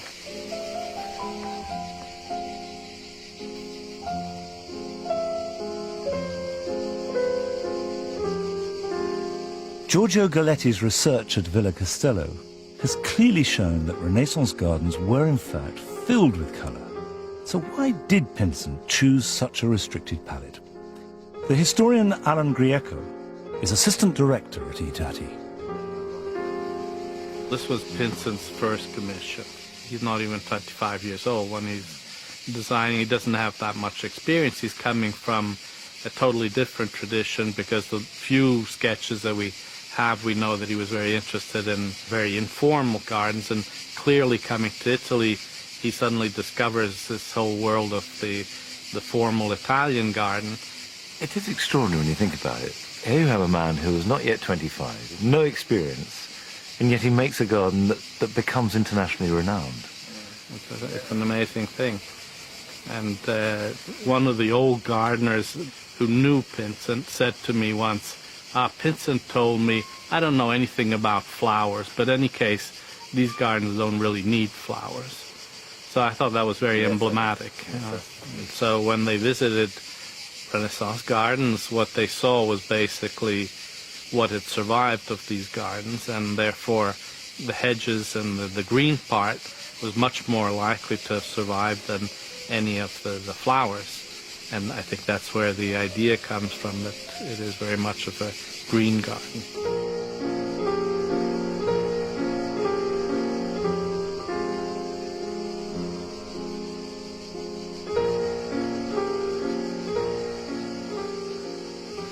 What I do like about this severely monochromatic garden is you have these layers that build up to something very, very special. It starts with the grass, and there's a little sound of that, and then that's built upon by the box hedges and different layers of those that interplay with each other. Behind that you have the cypress hedge, clipped but wanting to grow tall. Beyond that you have the holm oak hedge, a different green, and then soaring up you have the cypresses, majestic, all the same colour, and yet building this symphony of green.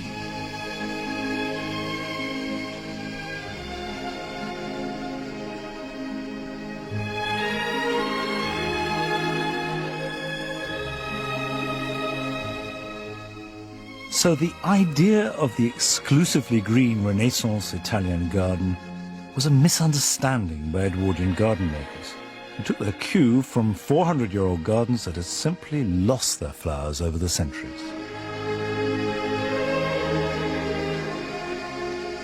It's become fashionable to criticize Pinsent for making a green garden, as though it was his personal fault for this misconception that Italian gardens, and Renaissance gardens in particular, were just composed of greenery.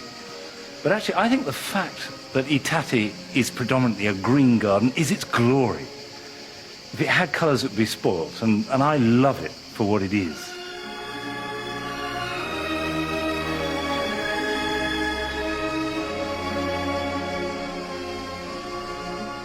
Pinsent and Scott had launched a new fashion for Renaissance-style green gardens, but their partnership didn't last long.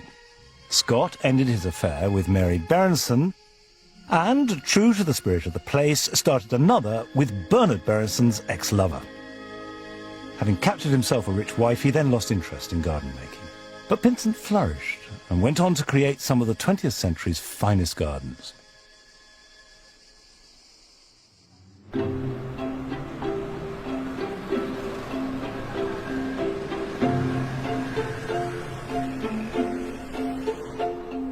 Before heading off to see a very different Pinsent garden, I really wanted to visit a small garden made by an Italian. But astonishingly, I couldn't find one. However, judging by the abundance of flower pots on balconies and window boxes, Florentines clearly love flowers, so it was a puzzle. I headed off to one of the city's very few garden centres to see if I could find out more about this. Are there many people growing plants, making gardens, getting more so that they're nurturing them and making a garden with their hands? Is gardening popular? Con il nuovo modo di vivere negli ultimi 20 anni la situazione è rallentata. Prima, quando non c'erano problemi di affitto, bollette, dovevano lavorare uno solo in famiglia, si è molto rallentato. Molto, molto rallentato. Diciamo che la stiamo perdendo. La stiamo perdendo. It's sad. One thing, I see you sell seeds. Are people growing food? Are they growing vegetables from seed? In città no. Il 90% delle sementa li comprano esclusivamente gli stranieri. Here is another foreigner who will buy some seeds. Misticanza. Misticanza, okay. Root and I'll get the root. Very good. Grazie. Grazie a lei. Arrivederci, buongiorno. Buongiorno. Although Italians might not be a nation of gardeners, don't seem to grow much of their own fruit and veg, that doesn't mean that they don't understand and appreciate it with a passion. The city's markets are full of the most fabulous quality and range of produce. And all of it is grown right here in Italy. I'd be proud to grow these. Fantastic. What does it say? Santa Croce Giuseppe. You see, from Italy, just dried beans. Serpenti, yeah? Cartello sbagliato. Yeah. Questa è Toscana. They're saying that actually they come from Tuscany.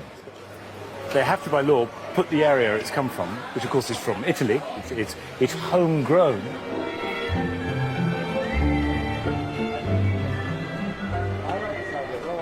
Italians really understand food. And part of that understanding involves how it's grown, where it's grown, what the variety is, what season it is. Now, these are things that are really the province of the gardener. The average British gardener relishes those facts. So they, if you like, get their gardening kick through what they eat. And you could argue that the British get their food kick through what they grow.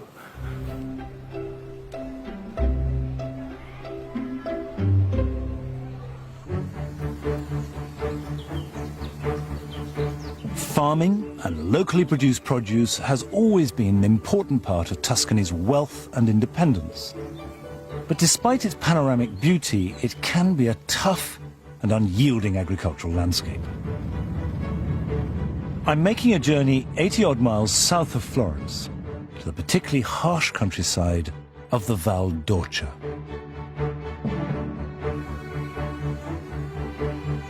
This is the setting for Cecil Pinsent's last Italian garden, and one of his greatest, although it was created against the backdrop of the blackest period of modern Italian history. I've come a good 2 hours drive south of Florence, and this area in particular was very poor when the garden was made. And Pinsent had to work not just with the garden as a private enclosed space, but connect it to the landscape all around.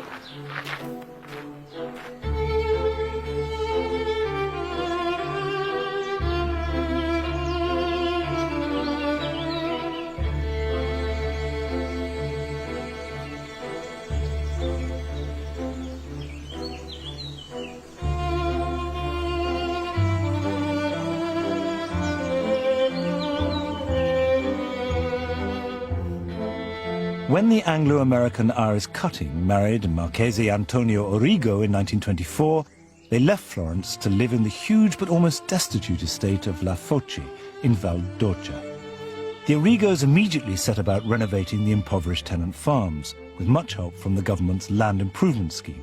And they also commissioned Cecil Pinsent, now 43, to design the house and garden as a sanctuary from the harshness of the landscape.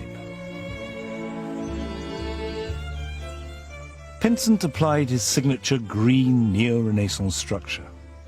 But the flowers that Iris Origo loved were from the outset to be an important part of the garden.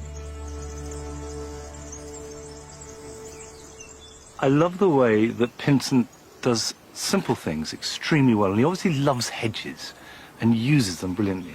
So, for example, this path has really unexpected but perfectly balanced proportions. So you have a 5-foot wide path and a wall there, and then a 1-foot high hedge, which is as wide as the path, which looks absolutely ordinary, but if you think about it, is really radical. And of course the hedge is the backside of another hedge that goes down in front of the wall. So he's created these green spaces. But when you stand here and look out, you see what he's doing with all these hedges, because the site is very awkward. It slopes down in that direction and it slopes down in this direction, and he wants to take you out towards the landscape. And to do that, he has to level the site. So instead of getting bulldozers out, he uses the hedge tops. And they start thin and they go perfectly level, and they drop down and then they level off. And the net result is when you're standing in the garden, you feel balanced. You have the harmony of the Renaissance garden. You feel centered, and then you can enjoy it.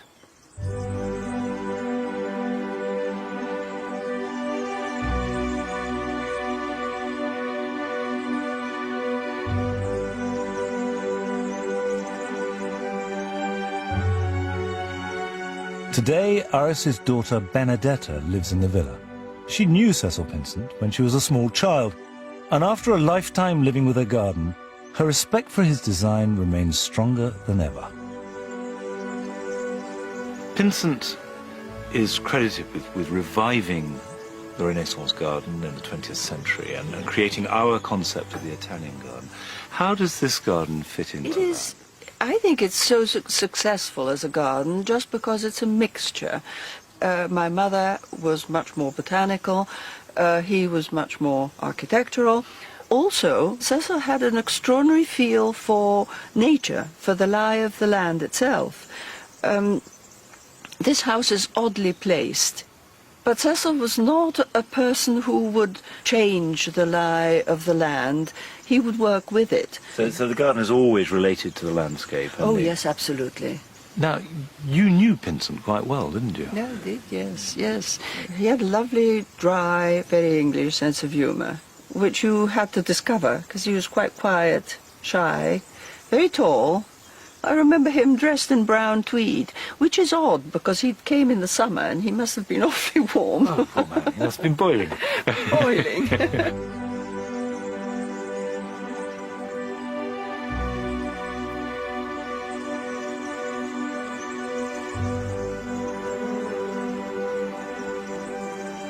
Much of this garden feels very familiar, and I realise it's because it's essentially an English garden. You've got Pinsent, who's an Englishman, and Iris Origo, who was brought up essentially as an Englishwoman, or albeit here in Italy. And what they've done is make an English garden that looks at its best in summer, but instead of summer being 5 days if you're lucky in July, it's at least 5 months of perfect weather.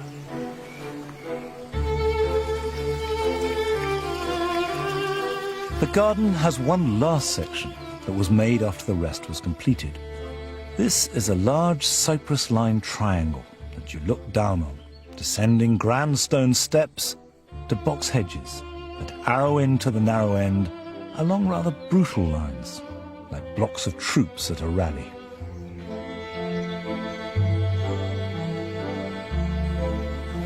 It's a clever, clever piece of gardening, this, because as you walk down through it, you have all those different lines of box, green lines folding down towards the point. And that's Pinsent doing his green garden thing with supreme confidence. What it feels like here is 30 years later, there's someone at the height of his powers, great confidence, but there's a kind of brutality about it. What remains is impressive, but it's not charming.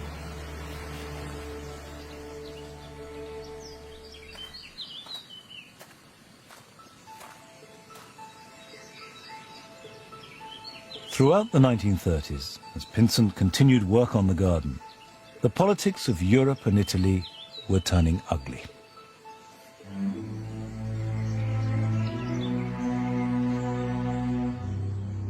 The land improvement scheme that had helped to restore the farmland around La Foce had been an initiative of Benito Mussolini's fascist government, with the intention of making Italy self-sufficient in food. Now Mussolini started using Italy's great garden-making heritage as a propaganda tool, mounting exhibitions and garden tours. And in a deliberate echo of the Medici era, in 1938, Mussolini staged a public pageant in the Boboli Gardens to celebrate the visit of Hitler to Florence. The aim, of course, was to link fascism with the country's glorious Renaissance history. The fascists paraded the Italian garden, green and strong and forthright and beautifully designed. And it was very influential. It still is, really. Still people think of Italian gardens like that. But what the fascists overlooked were the Renaissance ideals of play and charm and decoration and, above all, of humanity.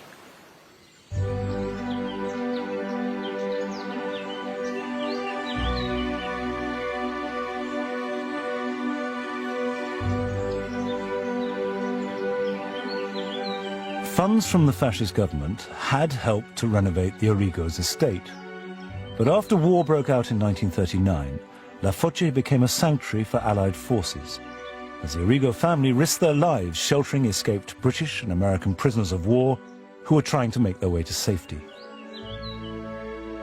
And Pinsent, who had completed his garden only months before the outbreak of war, joined the British Army as an officer. Pinsent and La Foce survived the war. And today, Alberti's Renaissance ideals that underwrote his 20th century design are as relevant as ever.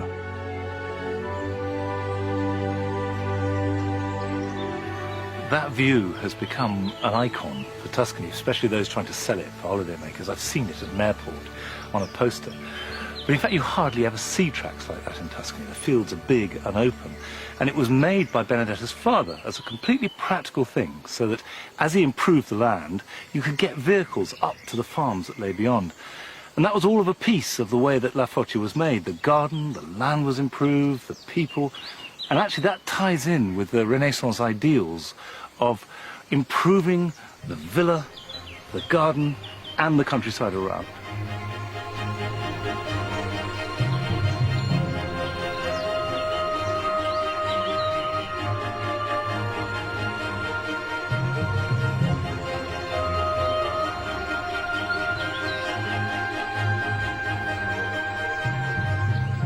My visits to these gardens, both in and around Florence, has shown me that the ideals of the gardens made here 500 years ago, marshalling nature with elegant, rhythmic formality, and a surprisingly rich horticultural palette, was one of the great artistic features of the Italian High Renaissance, and is something that we still instinctively respond to. The Renaissance, for the first time, took gardens and ordered them with harmony. Instead of fighting nature and defending themselves against it, it welcomed it. It looked for interesting plants and created a space that was balanced, symmetrical, but filled with delight, and also, incidentally, filled with flowers.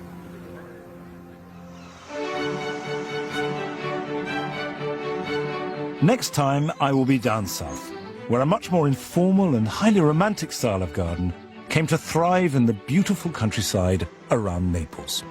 It bursts the constraints of the formal Italian garden, despite itself. It can't help itself but be free.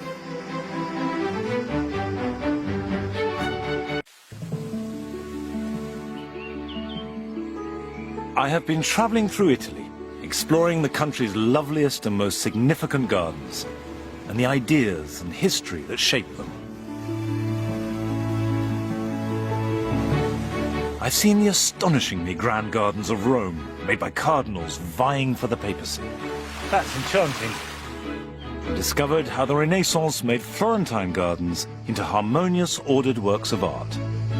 Down there you can see a line of trees, along here you can see a line of trees, along this axis there's a line of trees. I'll also be visiting the playful Baroque gardens of the north. Oh, dead end, you got me. Now have your wicked way. But this week, I'm in the south, where the gardens are mostly more informal, the planting more exotic, and I get a glimpse into the glamorous hideaways of the rich and famous. Keep out. Unless you're invited, you can't come in. I'll be discovering how an 18th century, very English gardening movement utterly transformed Italian gardens. Ah, that's just lovely. And luxuriate in what is undoubtedly the most romantic garden ever made. And then up here on the bridge, you have one of the most stunning views in any garden ever. I'm basing myself in Naples for this southern leg of my tour. It's a city that is a splendid tangle of anarchy, shabbiness, and real architectural magnificence.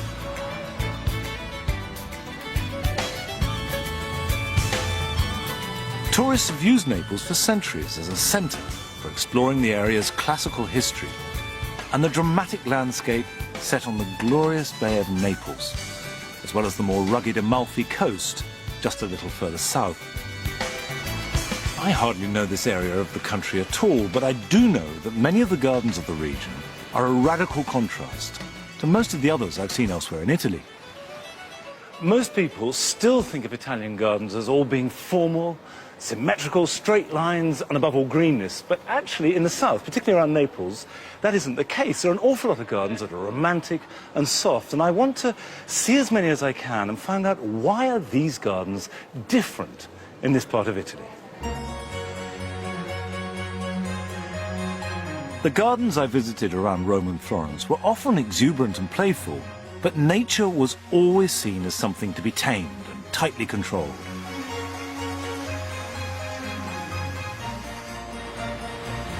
Here in the south, many gardens are comfortable with a wilder and more romantic vision of the natural world, matching the artistic freedom that the area inspired and nurtured, and reaching its sublimest expression in the garden created in the ruined medieval town of Nympha. There is, rather surprisingly, a strong English persuasion at work here, And these very southern gardens have roots in the British landscape movement of the mid-18th century.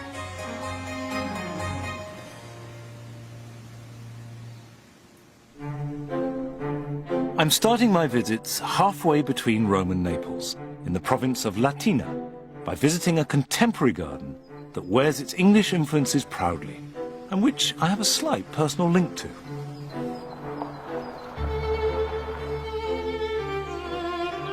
Set around the ruins of a medieval castle, Torrecchia belongs to the daughter of Prince Carlo Caracciolo, the founder of the newspaper La Repubblica.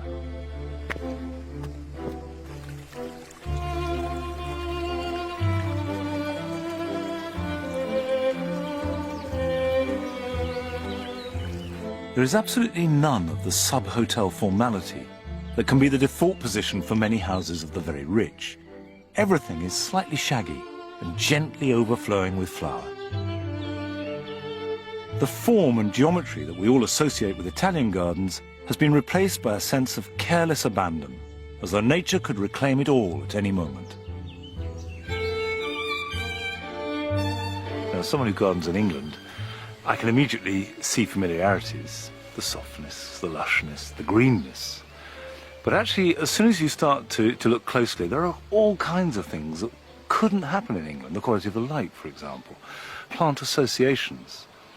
Put all those elements together, and what you get is a garden that belongs to the place. Torrecchia's very modern horticultural informality is the creation of an Italian, Lauro Marchetti, and the British garden designer, Dan Pearson. And today it's under the guidance of Stuart Barfoot, who was Dan's assistant and worked for me in my garden 17 years ago. This is the first time I've seen him in all those years. We have this idea that Italian gardens are crisp and formal and clipped. How do Italians feel in terms of letting things get loose? Some Italians would have a problem with this garden, I think, and we've had guests come who sort of look at the plants growing out of the cracks in the paving, and they've literally pulled them away. They're rushing after them to stop them. Even my garden. Yeah, and I had a very apologetic lady once who I stopped, and she said, "Oh, I thought I was helping you."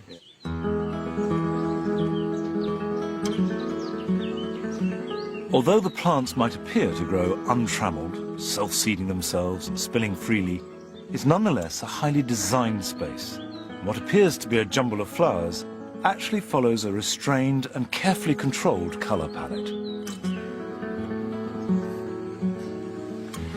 A lot of people will use a colour theme in a garden, but to work most effectively, you need to use 3 dimensions. And in a big garden like this, of course, that can be done on a grand scale. So in the foreground, you can have mixed whites, and you get your little white garden. But then here, the Philadelphus picks it up in the middle ground. And right in the distance, climbing up a stone wall, is a white rose. So that white just bounces away through the garden like an echo, disappearing. And it's very subtle, but actually quite powerful.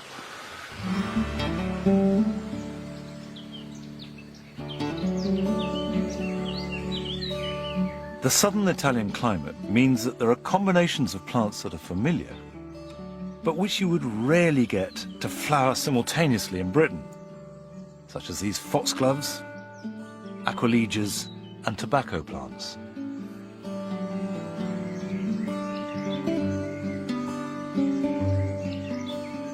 When Stuart arrived, he encouraged them to leave as much grass as possible to grow long, just mowing paths where necessary. And his latest addition to the garden is a wildflower meadow. We sort of blitz this every autumn.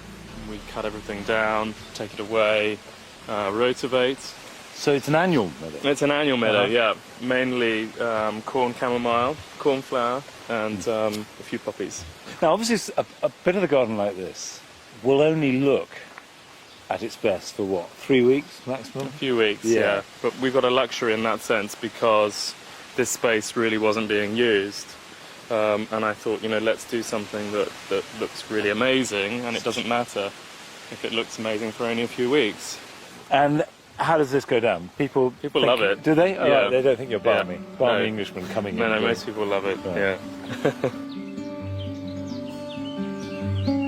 Although Torrecchia was begun in 1992, this informal style of gardening first appeared in southern Italy much earlier. It goes back over 200 years, when the Bourbon dynasty ruled over what was then Italy's largest kingdom, stretching from north of Naples right down to include Sicily.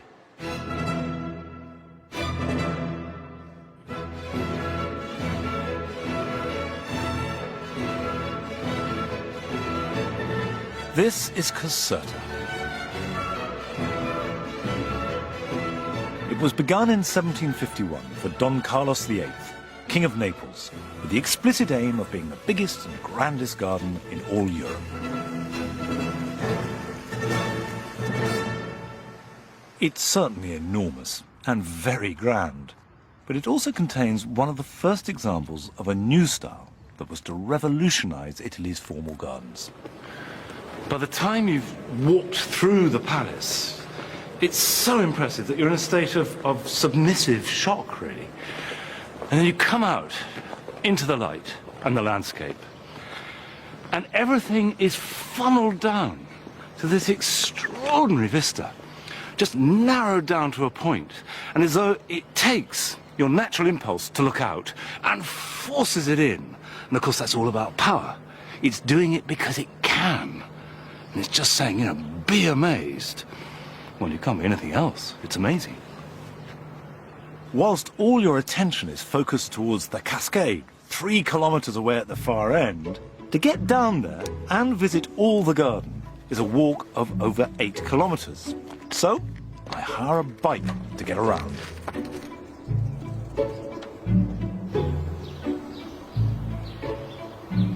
These high walls of trimmed trees and hedges around the bosco, or ornamental woodland, are a regular feature in Italian gardens. But I never tire of them. The view is so compelling and steers you on so much that it's easy to overlook how wonderful the bosco is. And it's that combination of the clipped edge of the wood, like a hedge, and then the trees spilling over the top, that is deeply satisfying. It's a lovely thing, a bosco.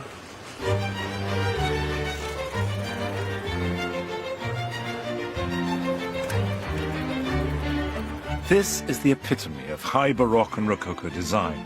Dramatic, confident, and elegant. And with nature always firmly under control.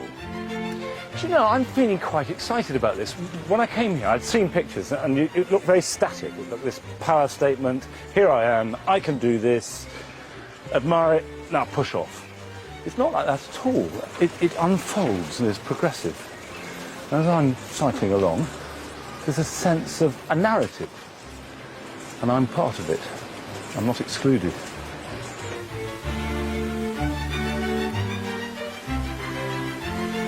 The scale of the garden is simply breathtaking.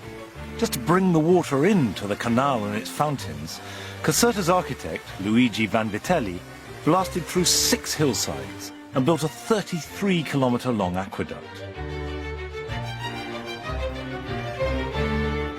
But this was a final flourish, because Caserta was the last palatial garden to be built in Italy in the formal style. It took 25 years to make, and by the time it was complete, gardens across Europe were being changed forever.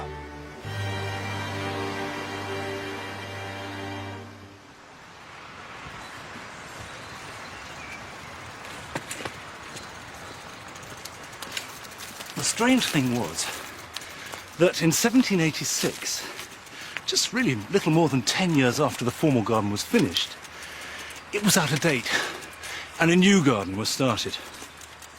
And this new garden was exotic and absolutely the height of fashion.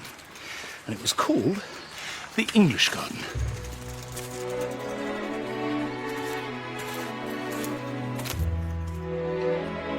On a 50-acre plot, especially bought for the purpose, is a garden as different in style to its predecessor as could be imagined. It looks like nothing so much as an English country park.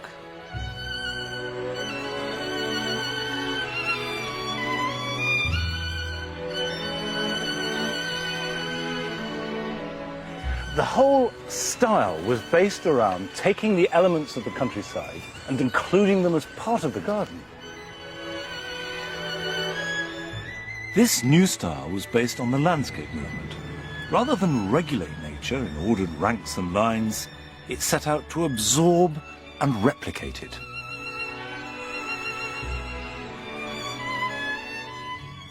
It actually takes as much control and as much skill to make things look natural as it does to make the garden look formal. And one of the key things is parkland, where you have large trees with grass underneath. Because this is the baking south. Grass doesn't grow easily. And the large trees are not the ones you'd normally expect to see in England. I mean, I can see a huge cork oak, I think it is. And there are cypresses, stone pines, palms. None of the elements would you find in the average English garden. But the general feel is certainly true to the type.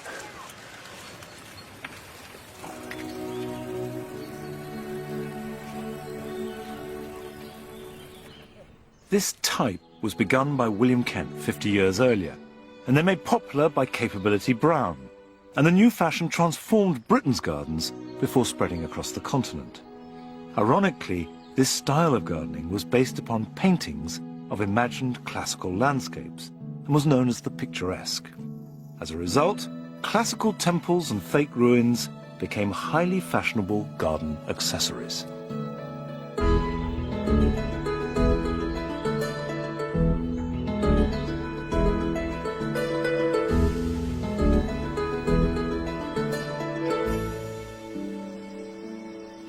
To go down an overgrown path and come across a fully blown temple is a surprise, which is absolutely in the spirit of the picturesque style which this garden is based on.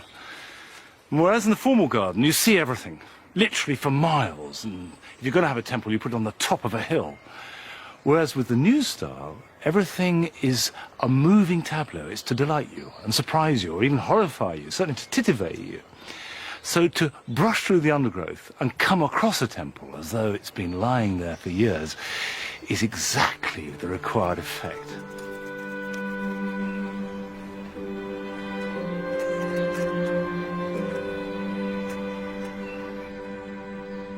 This English garden at Caserta is contemporary with the new Romantic movement that took the frisson of raw nature and celebrated it as a reaction to the industrialization that was taking place.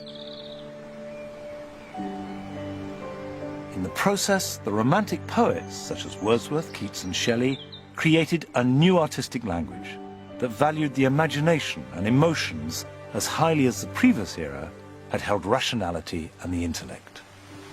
This is an inferno.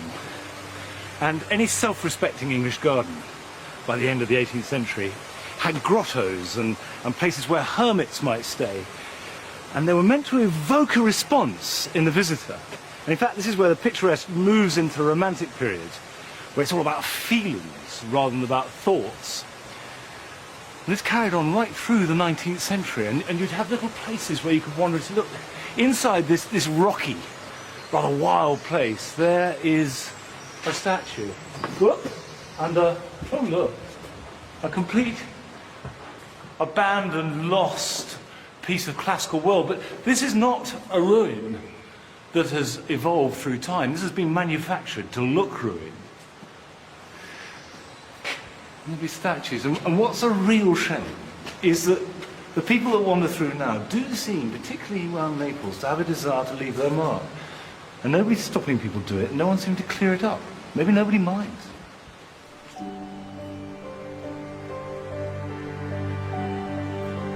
The great discovery of the Renaissance was classicism, with its humanism and order. But a couple of hundred years later, in the Romantic garden, classical civilization is depicted as picturesque ruins designed to deliciously thrill you with a display of mortality and decay.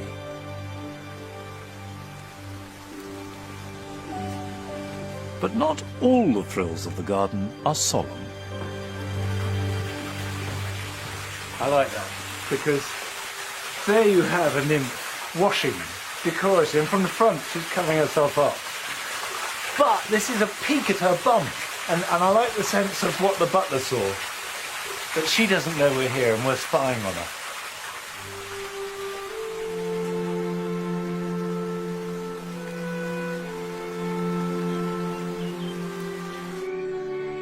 The fashion for English landscape gardens lasted in Italy until the Neo-Renaissance revival in Florence at the beginning of the 20th century. But the Romantic influence remained particularly strong here in the south of the country, attracting artists, writers and musicians to escape the restrictions of Northern Europe. And their influence in particular found its way into the gardens of the region.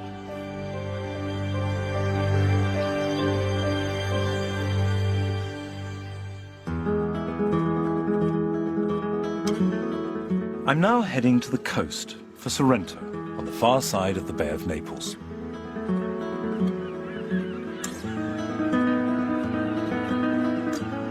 Today, it's a popular modern resort, but it's ancient and has been drawing visitors here from all over the world for a very long time. Since Roman times, people have been building villas and houses in Sorrento because it's a lovely place. Not hard to see why. But it's also attracted people from quite far afield. People come from Northern Europe to this point because there's something about the place that gives them a creative freedom, whether they're painters or artists or whatever. And I think it's because it's far enough south and suddenly you're liberated from all the ties of the north. And that applies to gardens too. People have come from far afield to make gardens. And the next garden I'm visiting is just here. And because the view is so important, the garden is right up there on the cliff top.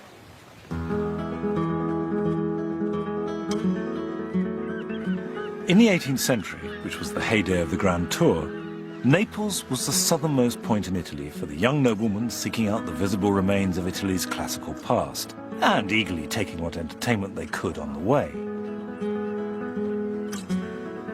The Napoleonic Wars put a stop to that, but by the end of the 19th century, the area started attracting wealthy foreigners again, who not only visited, but also began to make homes here. This private garden is one such. Although not open to the public, I've been allowed in to take a look. Yes. Hello, it's Monty Don. Yes, to keep it open. Whoops.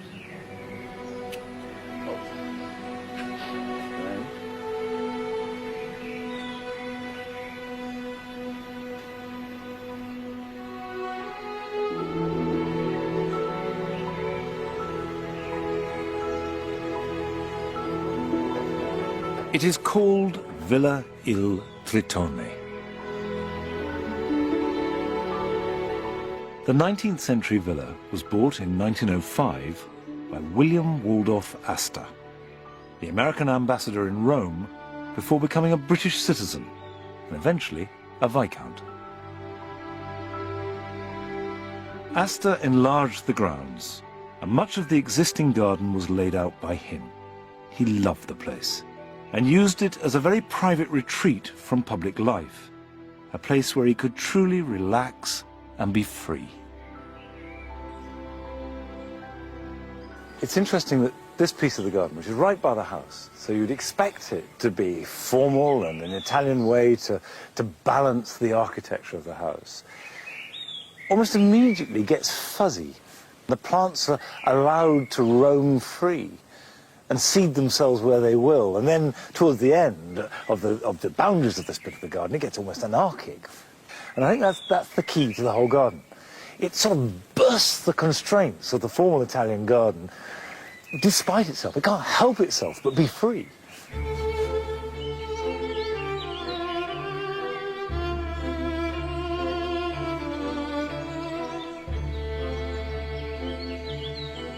Astor used Il Tritone's long history to make his garden.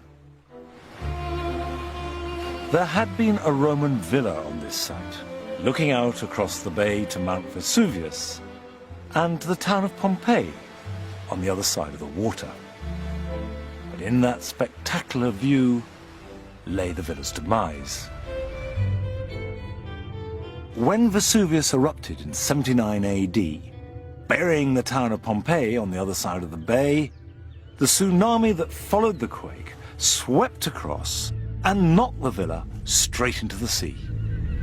Remains and artifacts from the villa were recovered, and Astor used them when making his garden, but the result was anything but conventionally classical.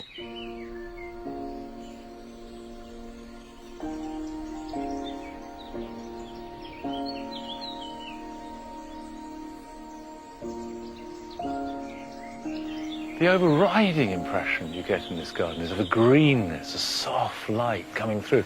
And in this central avenue, you have this tunnel of green. Most avenues are open to the sky, but this one, because it's closed over, and with the Banksia rose growing across the top, in fact, you just get glimpses of the light. They're like skylights. I like the fact they've used wood, and it's not some metal construction. It's slightly wonky and accidental, and that looks lovely. It's soft. And yet, there are avenues going out to harder things. Now, there's an avenue going down there, and at the end you go down to light and the sea, and look down there the way this green path, which is just moss, and bright sea beyond it. And it's designed in such a way as to make it seem much bigger than it is. These avenues radiate out simply to make the most of the space. In the early 1970s, the villa was bought by an Italian businessman, Mariano Pane, and his wife Rita. Then, just in her early 20s with small children, Rita found herself the custodian of the garden, although at the time she wasn't fully aware of its historical significance. Well, luckily I was so young when we came that I was not intimidated, because otherwise, if I would have started now, of course I would have felt intimidated. But as it grew slowly, I really absorbed the story of this garden, the past of this garden, the culture. What's your philosophy? My philosophy, first of all, is freedom. I think that at the end, you cannot fight against nature. At the end, nature will always win. So I think you have to choose the right plants for the right place. The spontaneous plants, they're so beautiful, you need to discover them. They are not imposing themselves. I like the idea of a romantic garden, the garden of the poets, more than the garden of the architects. Well, you've certainly achieved that. There's no doubt about it. This is about as romantic as a garden can get.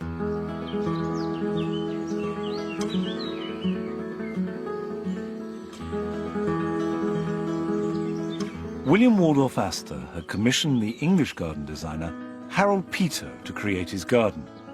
And Peto built a wall, both as a screen to create privacy and simultaneously to intensify the borrowed landscape.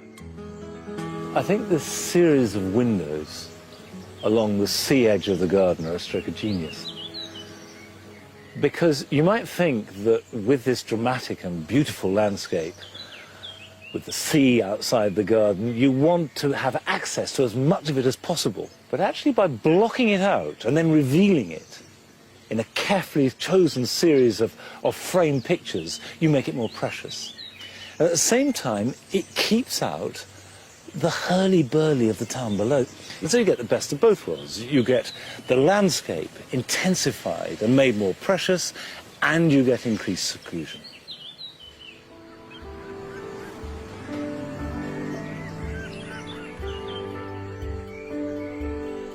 Il Tritone is a green, green place. Even the paths are thick with a peachy green fuzz of moss. And I couldn't resist slipping my shoes off to tread the delicious coolness. Ooh, feels nice.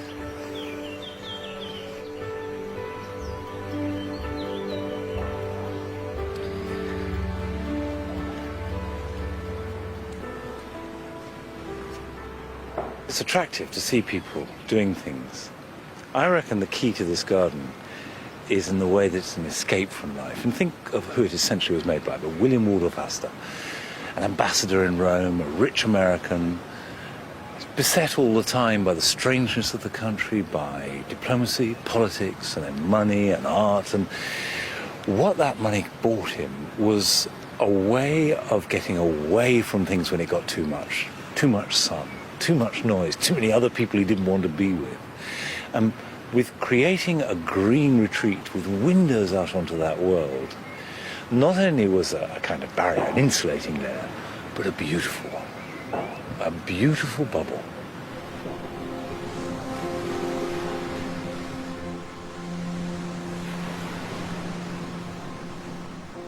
In the early years of the 20th century, the trickle of foreigners buying homes here became a full flow, as Europe's rail network made the Amalfi Coast, just south of the Bay of Naples, a popular holiday destination.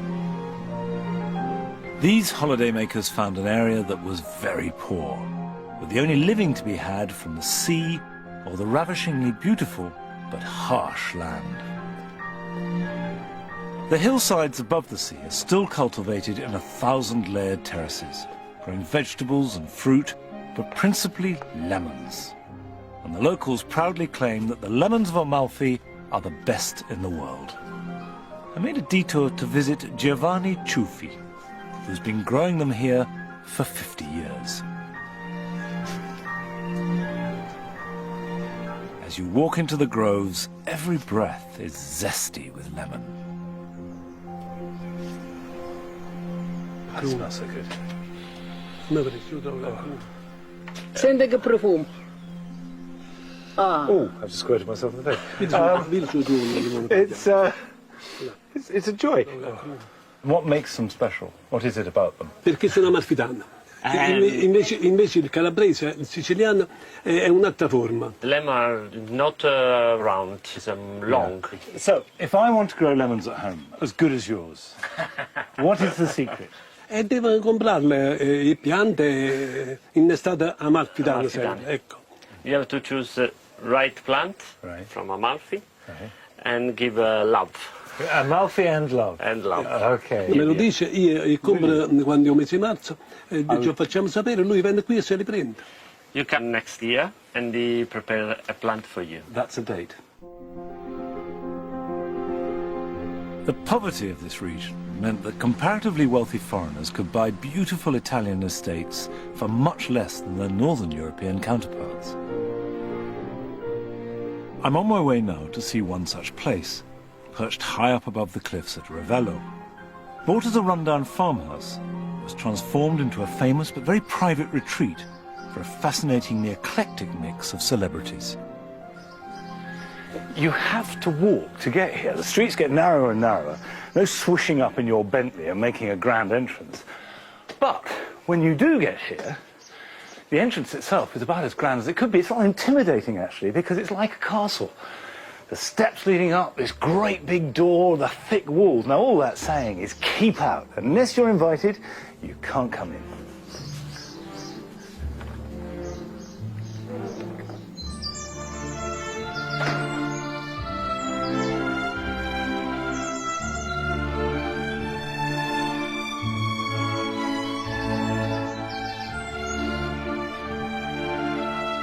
Villa Cimbrone was bought in 1904 by Edmund Beckett, 2nd Baron Grimthorpe, who was a banker and a Tory politician. Grimthorpe wasn't an especially great gardener, but he was a champion womanizer, and is said to have been the father of Violet Trefusis, who famously became the lover of Vita Sackville-West. Grimthorpe was a wealthy man, but he bought Villa Cimbrone for 100 lire, which in today's money works out at the grand sum of just £300.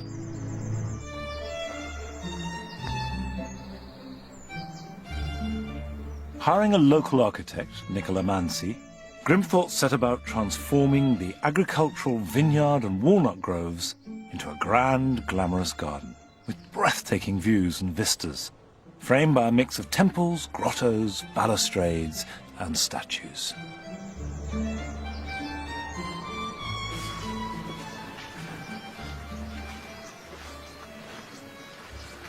Wisteria is absolutely lovely.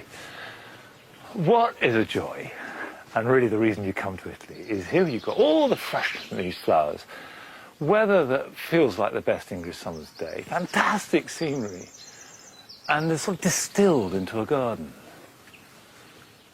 Actually, what's interesting is to see a Judas tree pruned right hard and then breaking from the stem. So you get this floral stick, bright colour. I'm not sure whether it's as good as just a normal tree, but it's certainly dramatic.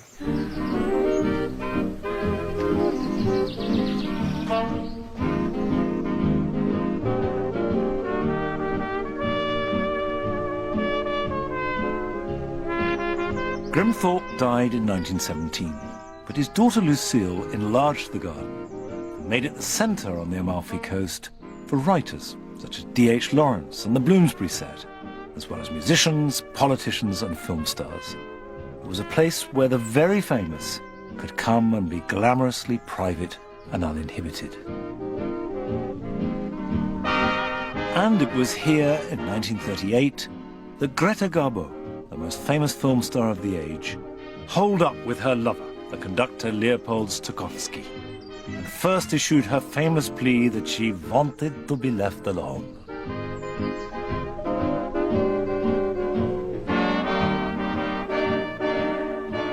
That's a long walk for a garden. There's sort of an element of a motorway about it, and it's a bit themeless. But actually I get it now, because it's directing you down here. It's saying, come on, get down here, because when you do get here, that's, well, it's actually, it's a pretty scary view, but it's just stunning, stunning, stunning. And I suppose if you've got a view as dramatic as this, then your garden is just funneling the visitor, you know, through the gate, get down the end and have a look, and it's stately and the sky's blue, and it's just lovely in every way. And as I was walking down, I was thinking about, you know, Greta Garbo coming here. And if you want to be private, there's a sense of enclosure. And yet this garden, you know, is dramatically open. And standing on here feels a bit like a stage. And if the public aren't allowed in, you're completely private, but you can be seen. And I think there's something about that with celebrity. They want to be seen, they want to be noticed, but on their own terms. And of course, this garden does that absolutely through and through. Look at me, but from a distance.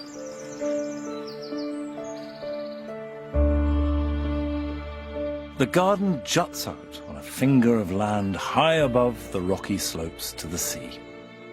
Magnificent stone pines and yew hedges grown anarchically freeform provide shelter, as do the pergolas laden with wisteria.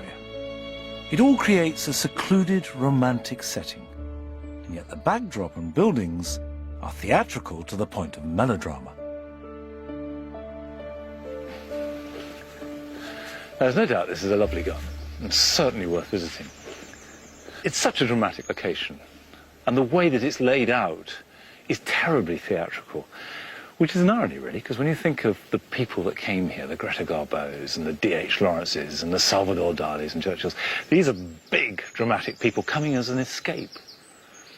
But actually, they've come as a performance, and I think what will make this garden come alive will be a party.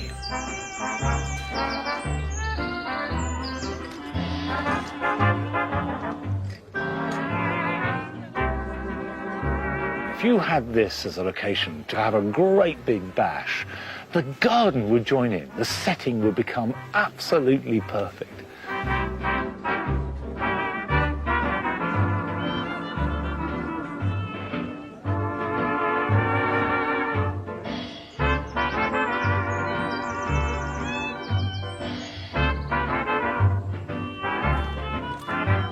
By the 1960s, the Amalfi Coast was becoming increasingly a tourist resort, and musicians, writers and artists coming here for a cheap, sunny retreat had to travel further afield.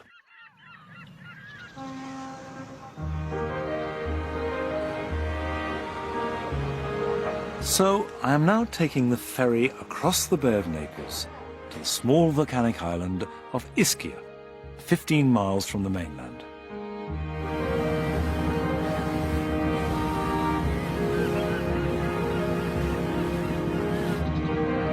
Nowadays, Ischia is a popular day trip for tourists who come not just to enjoy the island's beaches, but to visit a world-famous garden. But as recently as 50 years ago, the island was remote, with no mains electricity or water. And it was 60 years ago that a young woman in her 20s came here and began to create a remarkable garden.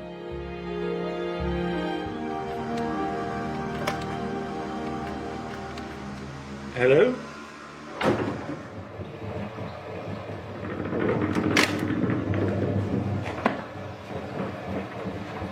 Immediately you enter the garden, you're struck by the lushness of the planting, which is flagrantly tropical. Which is something of a culture shock on this bone-dry Mediterranean island. La Mortella is the life's work of the Argentinian Susanna Walton, who married the enormously successful English composer Sir William Walton when she was just 22. Looking to escape the English winter, they rented a house on Ischia in 1949, neither of them ever having been there before, and fell in love with the island, deciding that it was the ideal place for Sir William to compose in peace.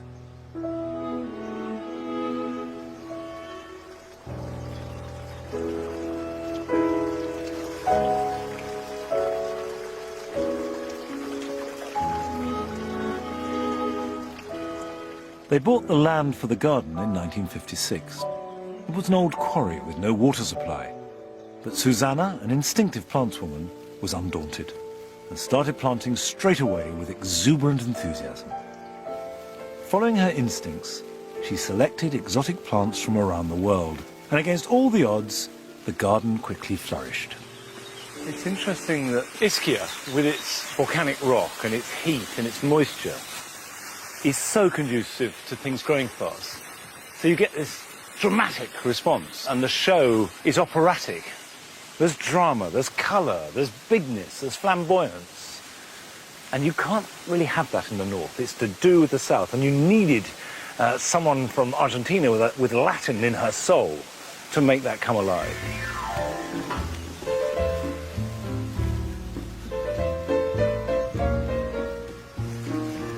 From the first, it was a major undertaking. Russell Page, the preeminent English garden designer of the day, created the layout of the garden, and the landscape was on a heroic scale. Terraces were cut into the volcanic rock, 75 lorry loads of topsoil were poured into the ravine, and huge cisterns for irrigation were filled with water shipped in by tanker from the mainland. As the trees grew, they created a benign microclimate that allowed Susanna to create a subtropical garden with plants from all over the world, where bromeliads happily rubbed shoulders with slipper orchids beneath a canopy of tree ferns and palms. La Mortella's head gardener, Alessandra Vinciguerra, came to Ischia in 1997 and worked with Susanna until her death in March 2010. From the start, the choice of plants was hers, and this is why it is so tropical. She liked bold plants, she liked colors, she liked the plants that came from Argentina, plants that were different from what you would find in gardens at that time in this area. And when Susanna saw a plant she liked, she had to have it, and would go to extraordinary lengths to bring it back to La Mortella, as the story behind this huge silk floss tree, Corycia speciosa, displays. That was planted by Lady Walton in 1983 from a seed that she took in Buenos Aires. She went there for a concert and she noticed there were some corycias growing there. So anyhow, she climbed on top of her taxi and picked one of the fruits. And from that fruit, from that tree, came that plant.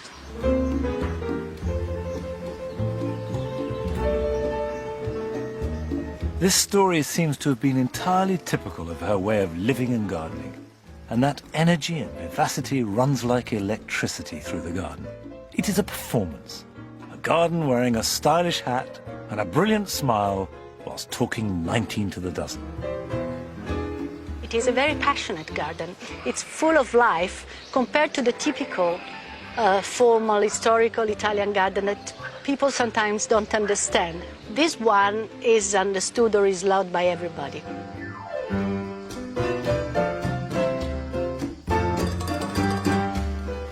Above the subtropical tree line, on the exposed old quarry walls, the garden transcends its recent history and becomes rooted deep in place.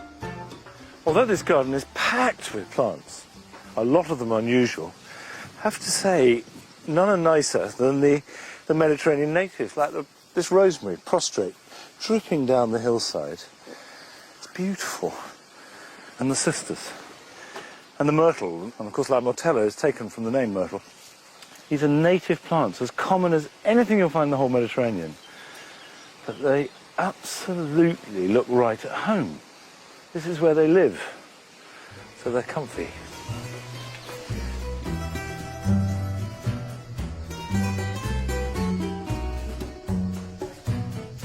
The garden is an expression of one remarkable woman's flamboyance and deep passion for plants. It sings with energy and colour. But the garden began and ends as a testament to the love of Susanna for her husband William, who died in 1983. High up above the quarry, she created a monument to him, overlooking his favourite view.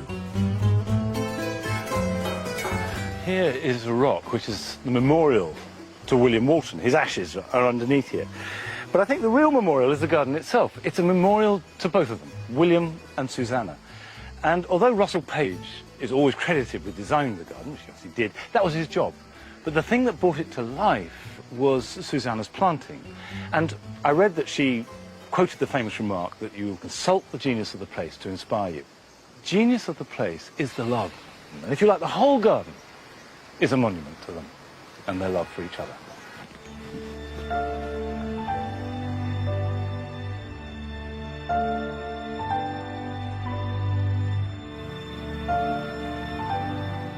I headed back from the calm of Ischia to the chaotic streets of Naples. The overcrowded city seems to be spreading in an unregulated, predatory way, swallowing in its path scores of small farms on the outskirts that for centuries have supplied the city. There are now only a few survivors, farming high on the slopes of an extinct volcano where it's too steep to build.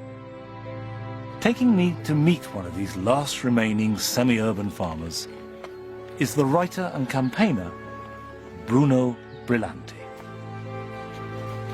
Hello, how are you? Nice to meet you, Bruno. Well, it's lovely to be here, but tell me what is special about this place? What makes it different to others? Because this is one of the last places where you can find the original farmers. They still work in a traditional way, no pollution, no chemical, and you can find the flower and plants that you cannot find in other places. Peppino! Peppino Polverino farms 10 acres of land on the hillside behind his house, where he grows superb fruit and vegetables. Presento Monti, Peppino. Nice to meet you. Peppino. These are fantastic. Look at that. Lemon from this place. You grow these? Yes. Beautiful. And look at all this. And all this grown on the land here. Sì. Those are beans. Queste sono le fave, la fava napoletana, quella lunga. Questa è la rabarussa. It's beetroot. You will try after. Good. Okay. Okay, let's do. Very fresh. Very fresh? I can't wait. Questo è il figlioletto del frutto. Esatto. Che ce ne stanno anche altri. Very good. Buono? Buono. Okay. All this is harvested this season. Only fresh and only seasons. So just up here? Although almost sheer in places, the land on these slopes has been worked for at least 300 years. But Peppino is one of the last remaining growers here. You won't get any machinery up here. Do you get Sì, tu vieni col trattore, no? Sì. He come with the tractor. Gosh, if he brings his little tractor up here, he's a braver man than I. So the soil here, what is the soil like? Volcanic. Volcanic soil, so very fertile. Pyroclastic, sì, very fertile. Very fertile. I've visited a lot of allotments in my time, but this is certainly the steepest.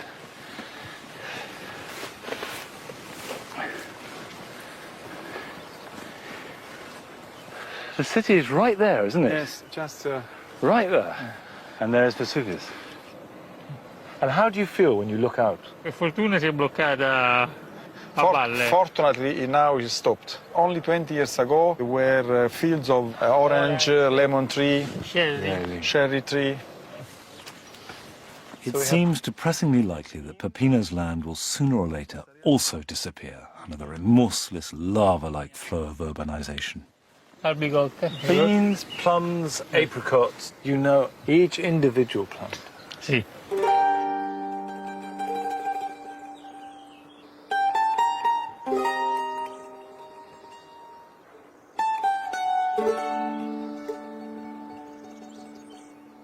Although the spread of Naples is eroding these allotments and market gardens, Peppino's land is no quasi-rural affectation. It is the real thing, and a perfect model for small urban farms of the future.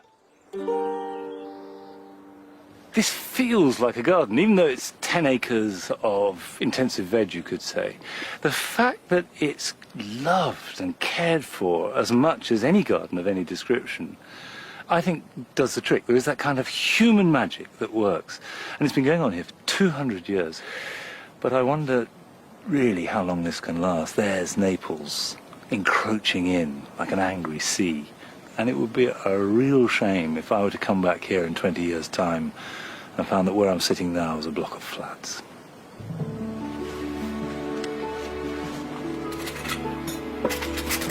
Peppino wouldn't let me leave without sharing a meal with his family, and every scrap grown and harvested from his 10 acres. Here at the table is the real heart and soul of Italian gardening.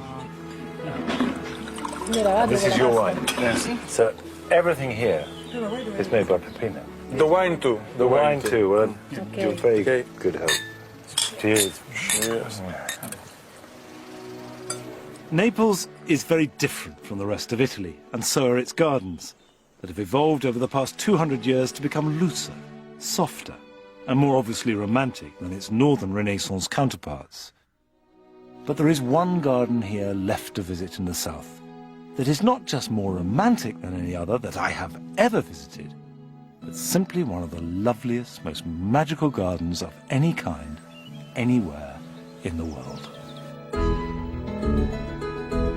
I'm travelling 120 miles north of Naples to the hilltop town of Somonetta that lies above the marshy plain in which is set the gardens of Ninfa. When people discover that I've visited a lot of gardens, invariably they suggest ones that I haven't been to. And the name that has cropped up over the years more than any other is Ninfa.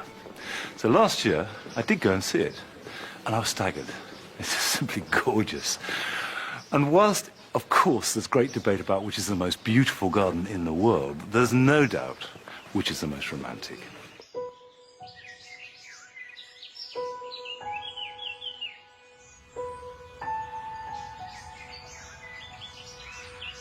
For 1,000 years, Ninfa was an important town on the main road between Naples and Rome.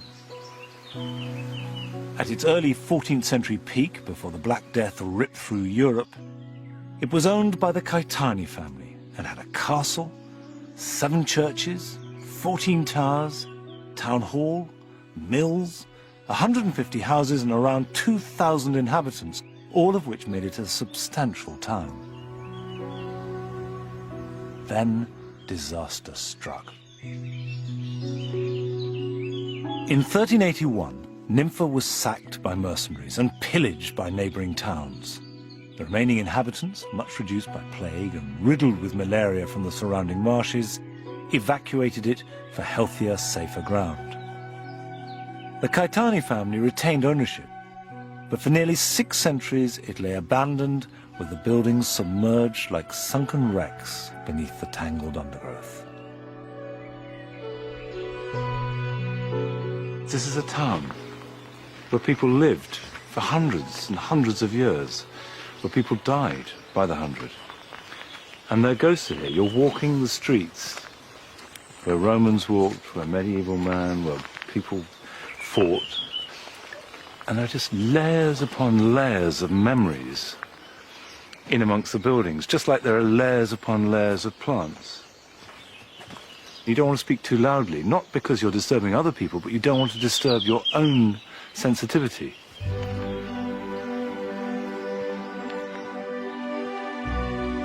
Ninfa was not wholly ignored.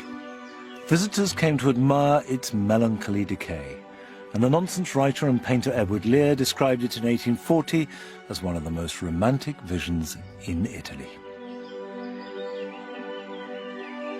The transformation into a garden began in 1905 under the guidance of Prince Galassio Caetani. Galassio took on the enormous task of clearing the buildings from the undergrowth. But the garden as we see it now was started by his sister-in-law, Marguerite, who planted on a grand scale. And her daughter Leila expanded Ninfa into its modern state after the Second World War.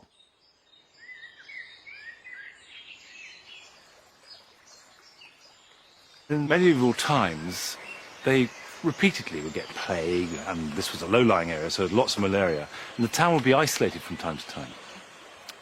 And to get food in, it had to come by the river, but they couldn't come right through. So this bridge was adapted to cater for that eventuality. And if you come up here,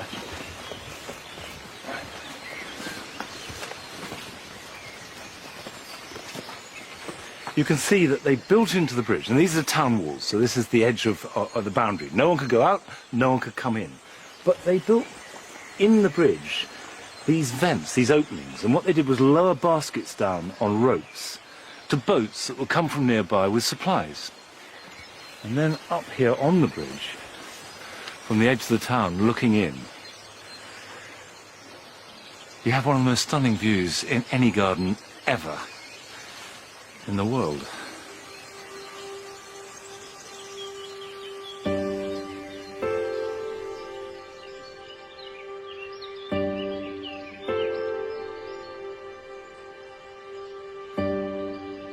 The way that Nympha is maintained is a brilliant balancing act, preserving the picturesque sense of ruin and loss with great subtlety, while scrupulously maintaining the fabric of the place.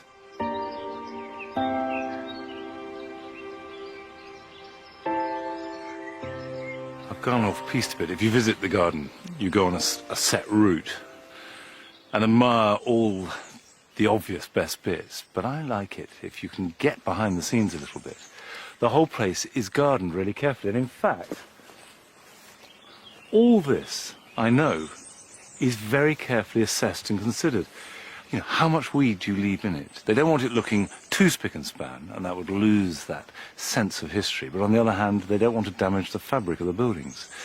And it's all carefully weeded and selected and looked after. And what you get is these layers of perception. It's as though history is mulching the garden. Now, as I was talking to you just then, I looked up, and there in the oak tree is the most beautiful rose. Oh, that's just lovely.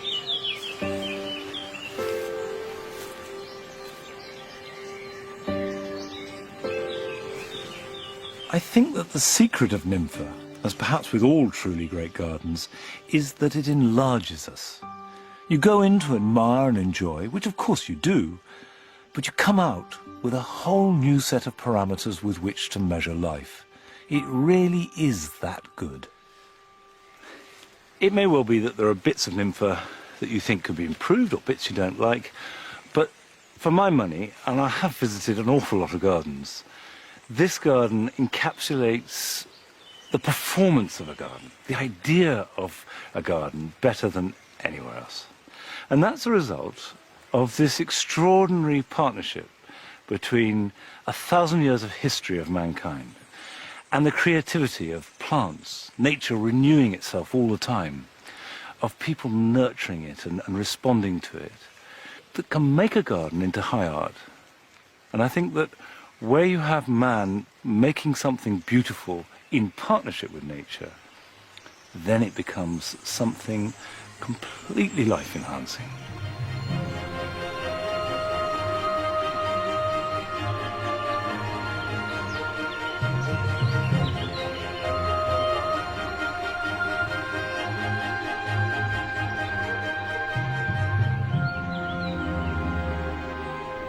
These gardens that I've visited in the south have a very distinct character and are quite different from the rest of the country.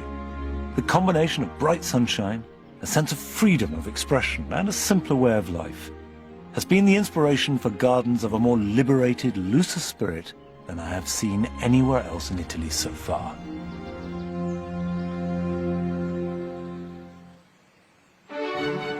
Next time I'll be in the Veneto and the lakes of the far north, visiting gardens rich with plants, as well as looking in on the gardens of the very rich and the very famous. Well, what's this one here? Mr. Clooney's place? Yeah, I can see why you might want to live there.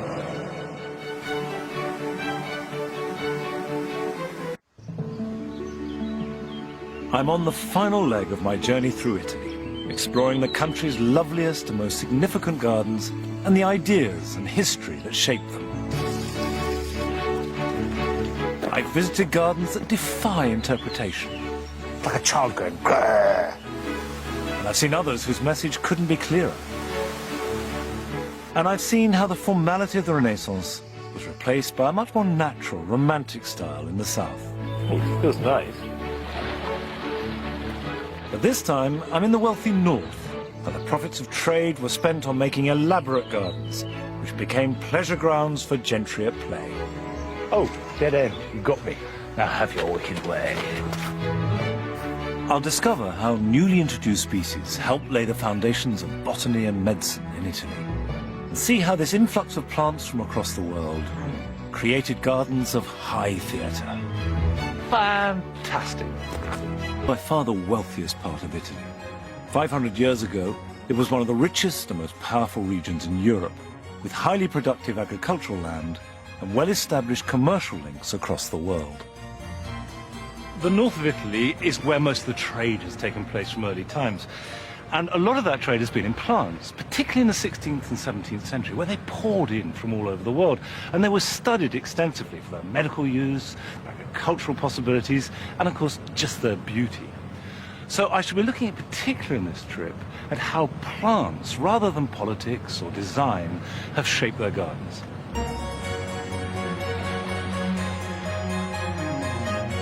The influences that helped define the gardens in the north were quite different to the rest of Italy, and they take us from the 16th century right up to the present day. The principal garden makers of the Veneto and of Lucca were the hugely prosperous merchants. Their creations celebrate their own existence with undisguised pleasure. Further north, the lakes provide a dramatic setting and a benign microclimate to display collections of plants from all over the world.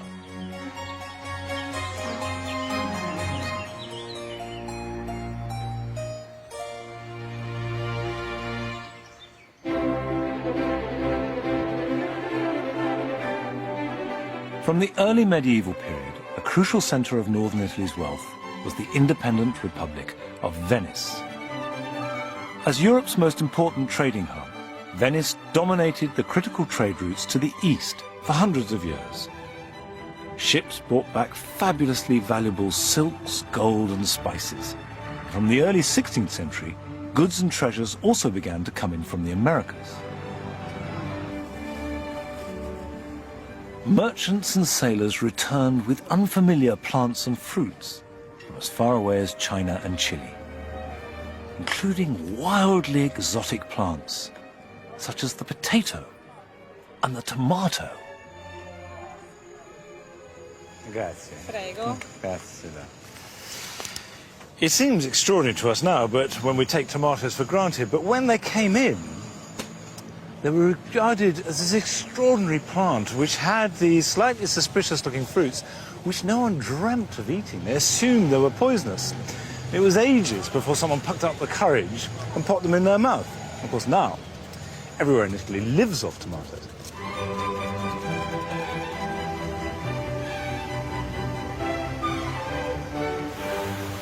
I am in Padua, 50 kilometers inland from Venice, in the wealthy hinterland of the Venetian Republic known as the Veneto. Venice has always been the dominant city of the region, but the most significant garden was made here, in Padua.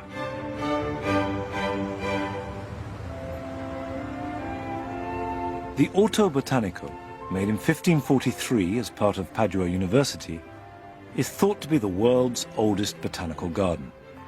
Initially, it was set up to study and collect simples, which is the description that was then given to medicinal plants.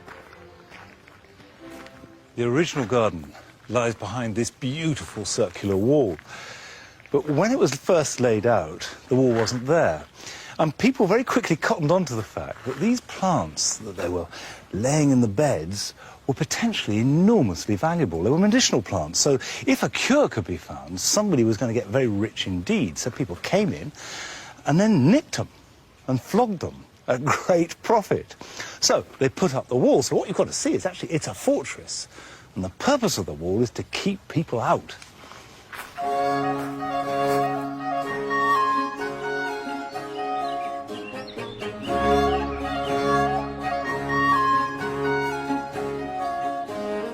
At the same time that art and architecture were being transformed in Renaissance Florence, scientists were laying the foundations of modern botany in Padua. The Orto Botanico was dedicated to studying the properties of newly introduced as well as indigenous plants so that they could be used safely and effectively. Now this was revolutionary, because up to that point, plant-based remedies had largely relied on superstition and folklore.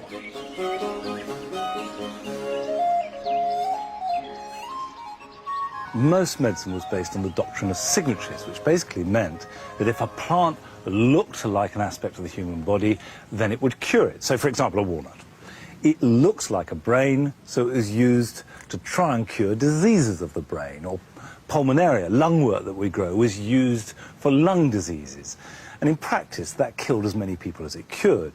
And the whole point of the Renaissance was to explore and discover and apply the mind to science. So by 1533, when the chair of botany was set up here in Padua, they wanted to collect as many plants as possible, not just say it looks as though it will do this, but to find out.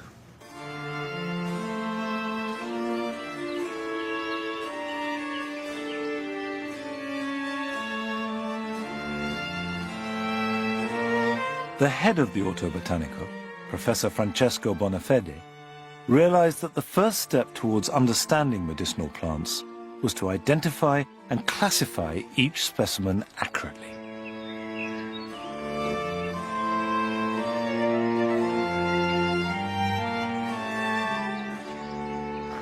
You know, it's really strange because this is fundamentally a filing system. It's a laboratory, and there's no attempt to make a beautiful garden. The important thing is the order and the sequence and the display of plants so they can be studied. And yet, there's a magic here, there's a real charm. You walk in and you're seduced, it feels wonderful. It's the most beautiful garden. And I know I'm biased, of course I'm bound to love it, but I defy anybody not to feel that magic.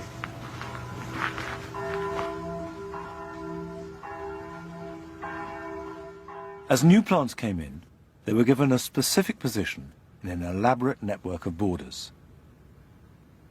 To learn how it works, I met the former prefect, Professor Elsa Cappelletti. This book was the first exercise book for students.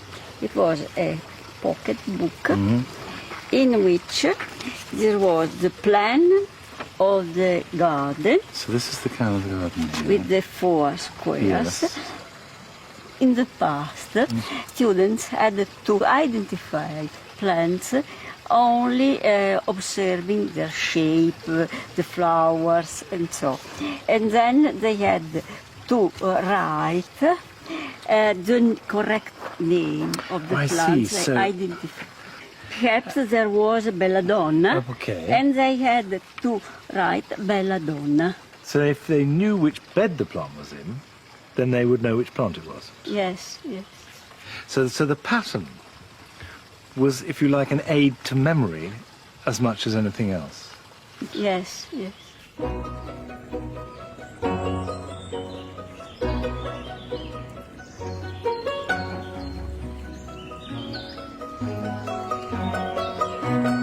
It may be a simple system compared to our electronic wizardry, but actually it's beautifully effective, because you can see how if a student who had studied here came across a plant in the field, perhaps on the other side of the world, weren't quite sure what it was, but they vaguely remembered it, all they had to do was think back to where they'd seen it in this garden, which particular bed.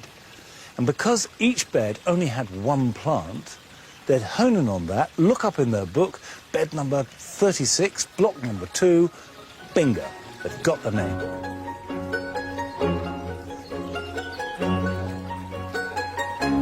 The 16th century saw an increasing flow of new arrivals.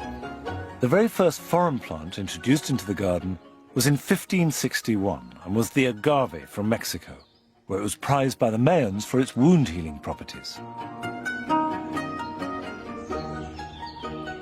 The oldest surviving plant in the garden is the Mediterranean fan palm, Chimerops humilis. This is the original specimen that has been growing here since 1585.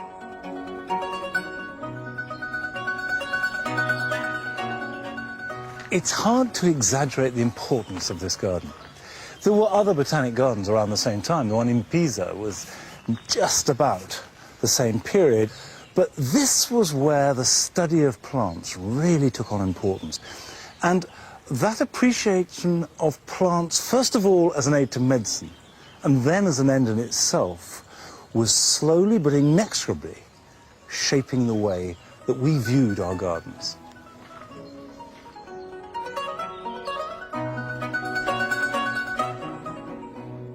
As well as studying medical plants, the botanical garden in Padua played an important role in testing out the cultivation of newly introduced agricultural species that were to prove essential to feed the growing population.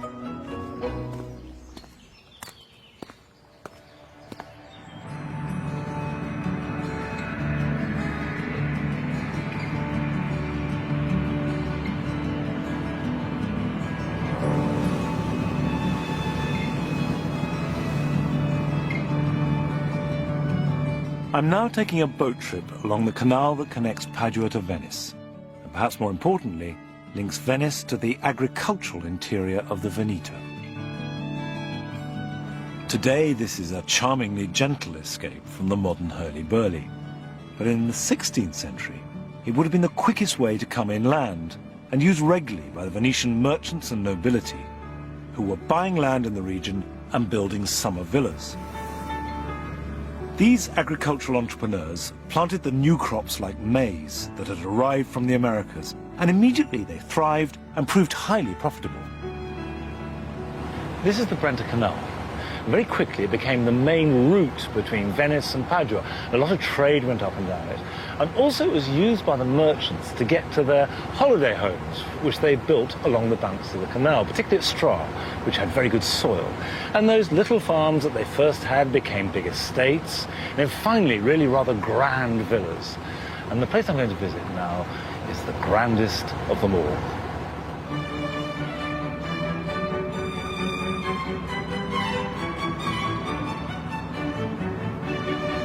The wealthy merchants and their guests would have been transported here to Stra in great style, travelling from their Venetian palazzo in a luxurious hybrid of gondola and barge, known as a burchiello.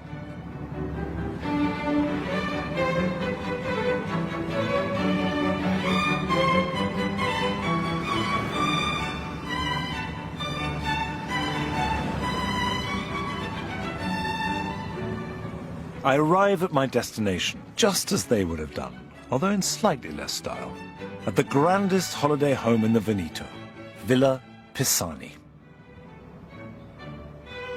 The Pisani family were Venetian bankers and merchants that had been wealthy and powerful since the 14th century.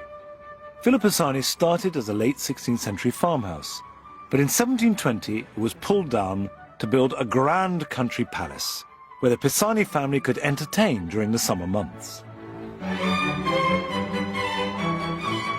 Look at that. You can set the scene, can't you? These visitors will come down the Brenta in a glorious barge.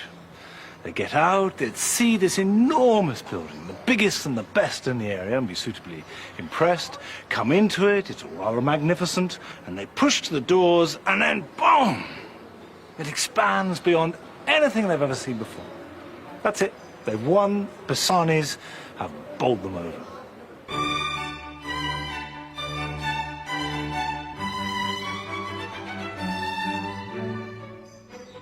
Alvise Pisani had been the Venetian ambassador at the court of Louis XIV at Versailles, and wanted his new garden at Stra to emulate that of the Sun King. But whereas Versailles stretched for 250 acres, Pisani had just 10 to play with. It's very grand. There are a number of these avenues that arrive at gates. And it's a trick that was used actually a lot in gardens in the 18th century. These eye catchers that draw the eye out of the garden. Because The gardens here are obviously grand, but they're not that big. What you see is all there is. So by cutting through the woods and then arriving at this gate or gap in the fence, what it makes it feel is much bigger than it actually is. So the guests would come here, see it, and feel as though it was owning as far as the eye could see.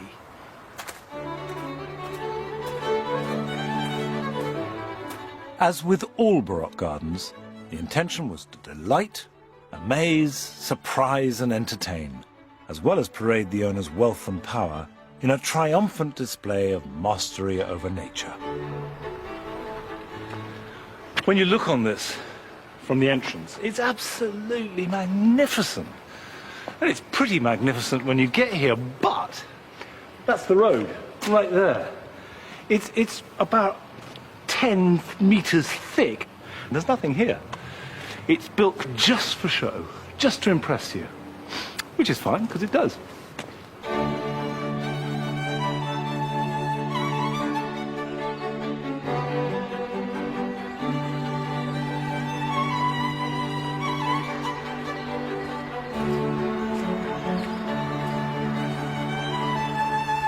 But this vast palace was only ever intended for the summer season.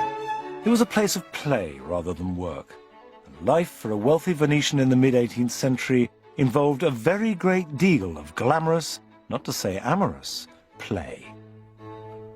And the maze, which was the first thing to be planted in the garden, was the perfect playground.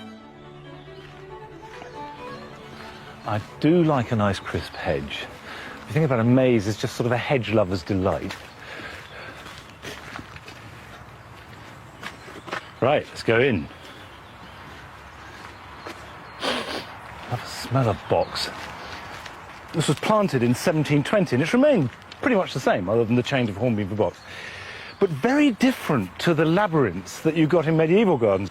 Because in a labyrinth, we'd be wandering along here and I'd be composing myself and very solemnly thinking about the tortuous route of life. Let's go this way.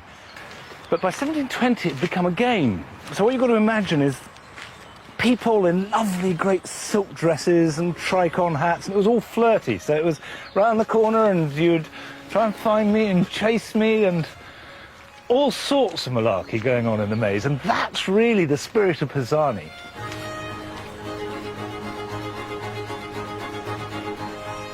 Now, left, right. I can't see over the top. Ah, getting near. Aha.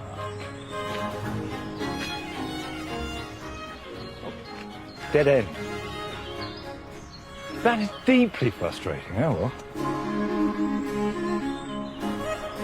I have a feeling. Oh, there's a cul-de-sac. I am actually genuinely lost. I don't know, we'll get out somehow. I think the secret of a good maze is there has to be a genuine sense of panic. And there's all sorts of recorded stories, particularly Grand Tour Englishmen who come and visit mazes in the 18th century and then get lost and be calling for help, and these dreadful Italians wouldn't come and let them out. Probably delighted to keep the English my lord shut away for a bit.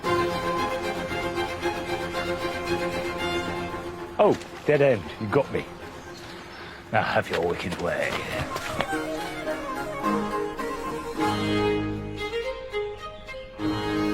Aha! Bullseye.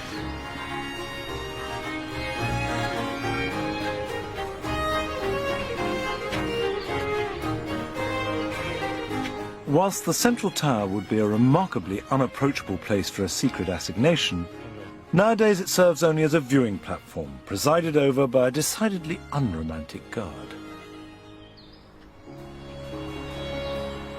The thing about a maze, it's almost the ultimate sort of pleasing object.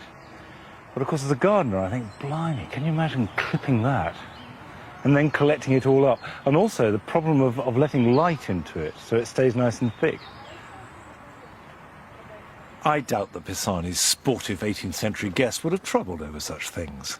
However, they might well have found their way to the coffee house to cool down after so much amorous excitement. This arcaded pavilion sits on a mound housing an ice house, which in winter was filled with blocks of ice cut from the moat that rings it. Right through summer, the deliciously chilled air would waft upstairs into the building. Oh yes, there's the vent, the open space connecting to the cool air from the ice. So you'd sit up here with your great big frocks with cold air coming up underneath them, feeling elegant but cool.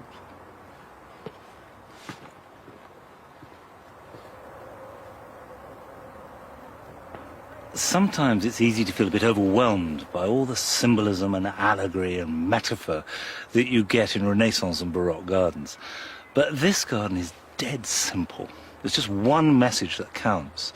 And from the very beginning, the Pisani brothers intended it to impress. And it's worked through the ages. Napoleon came along, saw it, loved it, bought it, stayed one night, dished it out to a member of his family. The Tsar of Russia chose to stay here above all the other places that he could have had in the Veneto. The Habsburgs put their court here. And to this day, every single person that walks through that door comes in, has a look and goes, wow.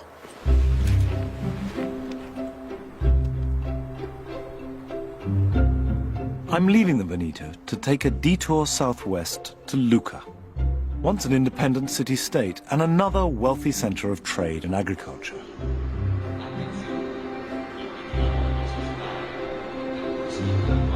I'm coming to visit a garden that was built on the proceeds of a very specialised, very local product. The reason why I'm making this journey to Lucca is that it shares lots of similarities with the Veneto because it's an independent state that had a lot of wealth, but it was tiny. Despite this, it had its own ambassadors to the court of St. Petersburg and Versailles, and that wealth was based on two sources. One was banking, and the other was silk.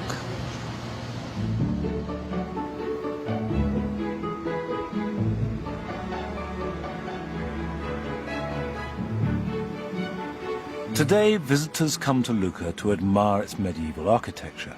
It is a calm, beautifully preserved town. But its history is founded on hard trade. 800 years ago, Lucca led the world in silk production and pioneered new spinning technology. Lucca's silk merchants, such as Giovanni Arnolfini, seen here in the famous painting by Jan van Eyck, grew enormously rich on the trade of the finest silks and silk velvets.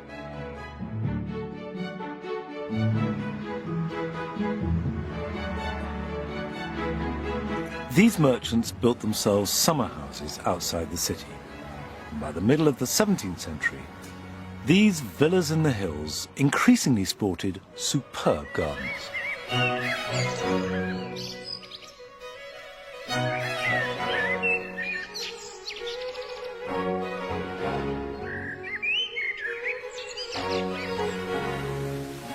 In 1651, one of Lucca's wealthiest silk merchants of all bought himself the title of Count Orsetti and built this stupendous villa and garden.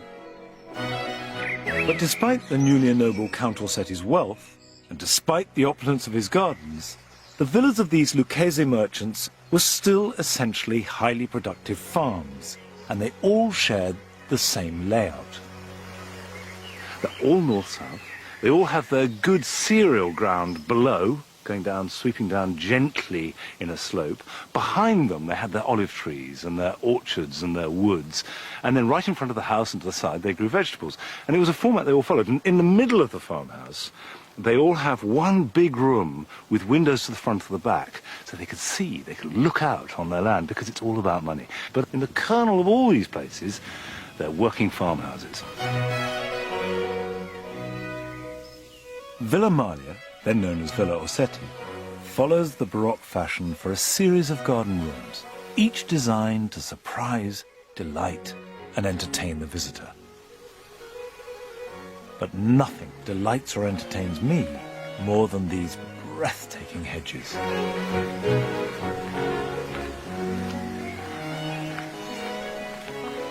That is fantastic. Incredible canyon created by the hedges and the path. It's an unlikely comparison, but it's exactly the same impression you get when you first go to New York. And these enormous buildings, flanking the street, and it changes the way that you view a street and here, a garden path. If you look at the trees, they're full-blown oak trees, clipped to hedge form. See, for me, this is worth crossing the world just to see this. It'll last the rest of my life.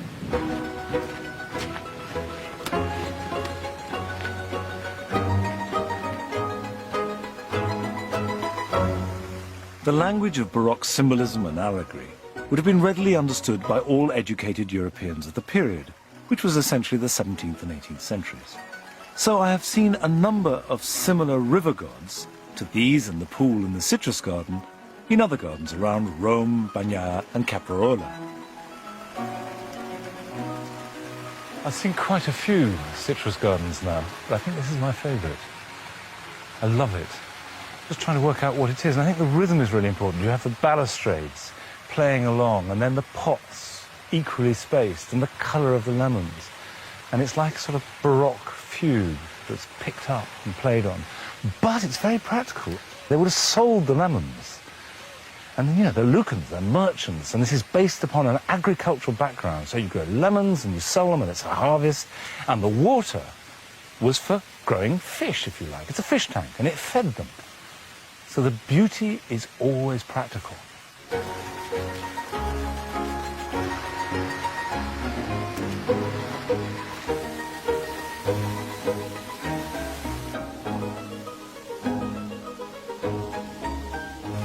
Maglia, like all the gardens of the Italian Baroque, was a place of performance and display. And perhaps that is the central key to understanding all the great Italian gardens throughout history. And here at Maglia, there is a perfectly preserved Teatro de Verdura, a theatre created entirely from topiary. This is terrific. This great building made out of yew and a little bit of box. And I know that it was really used. It's a real theatre. It's not a topiary pretend theatre. They had performances here, and there's backstage, and so seats probably sat here. And you can imagine those wonderful ladies with their enormous, great silk dresses, local silk, I suspect, sweeping in. And you can get, whoops, be careful on there. If I come up here, getting soaked, I suppose this is the upper circle. Yeah, in here, we've got a backstage area. And I bet this is wonderfully cool in summer. And here with the wings, with all the different entrances. If we come through onto the stage and make my entrance. Ta-da!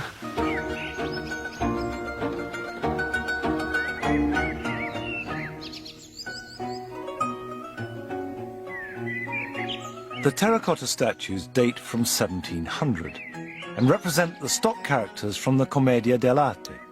These plays were frequently bawdy in tone and dramatized stock themes such as adultery, love, and the futility of old age. And I have to say, it's just completely fabulous. And I want one in my garden, and I want it now.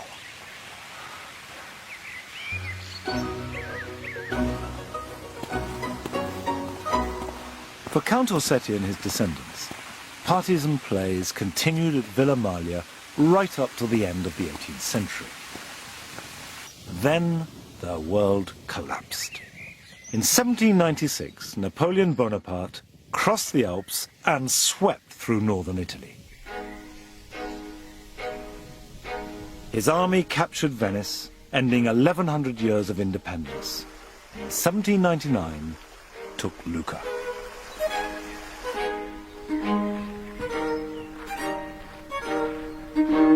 The opening lines of Tolstoy's War and Peace are, roughly, well, Prince, I see that Lucca and Genoa are now just estates of the Bonaparte family.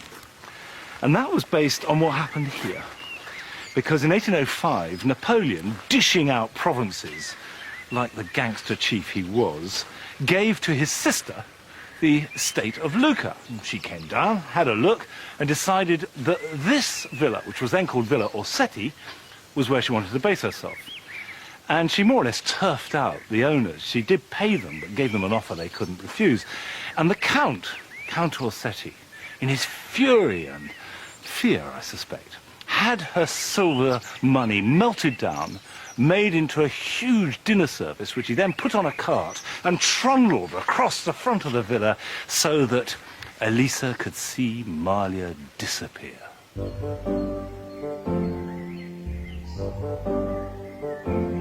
It might have made him feel better, but it didn't get him his house back. And Elisa turned her back on his Baroque formality and created instead an English landscape garden. This much more natural, informal style was then sweeping the continent and made greater use of imported plants and trees.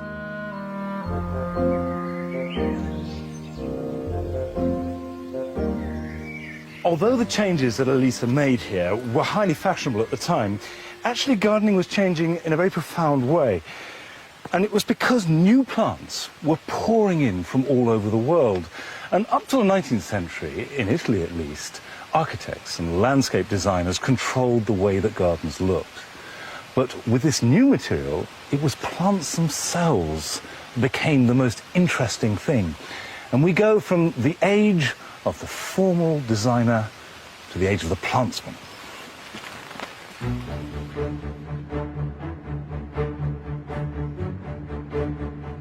I'm now heading north to an area where plantsmen made perhaps the biggest impact on the country's gardens, the Italian lakes, which lie up on the country's mountainous border with Switzerland and France.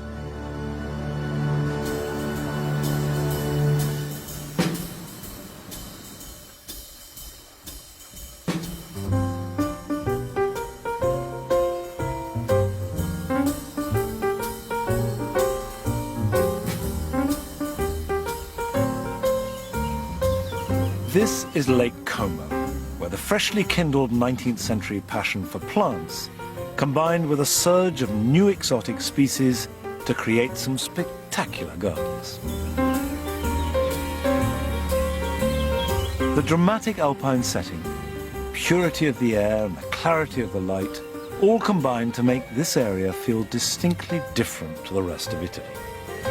In the early 19th century, it certainly chimed with the new Romantic movement and inspired poets such as Shelley and Wordsworth and composers like Verdi and Liszt. And at the same time, in the early 1800s, Como's shores were being transformed as wealthy Italians queued up to build lakeside villas.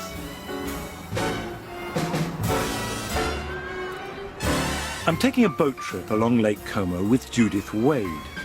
Hello. Judith founded the Grandi Giardini Italiani, which has helped and coordinated scores of Italy's finest historic gardens to open to the public.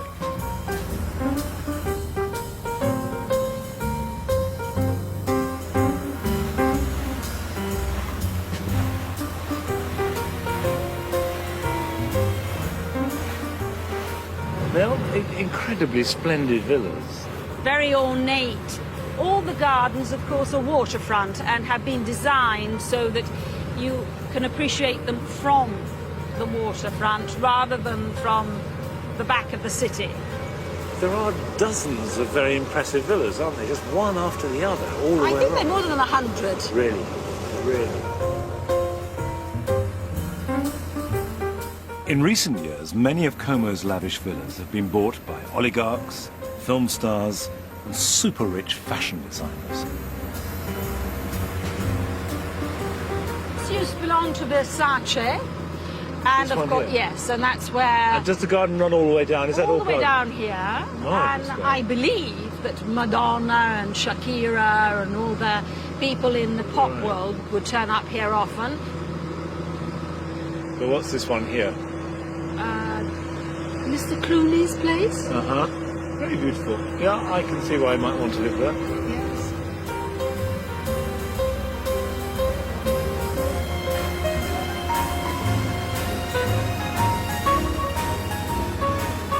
This is Mr. Branson's home. It's rather particular, very beautifully kept, almost groomed. And Mr. Branson can only fly in here or come in here by boat because it has no access by road. It is immaculately kept, isn't it? And beautifully clipped cypress trees. Does he spend much time there? I really don't know. He's never invited me over, but... Has he not? How rude. How poorly. And now we're coming along to Balbianello. But this is on a slope, so you couldn't make a proper Italian garden. Well, you come in here, you can look up the slope, and it looks as though it is a garden. There's a lot of topiary there. It's beautifully groomed and clipped. They take 4 months. It's just 2 men who've been there for the last 30 years. They're the same. Do you know they use scissors on it? Do they?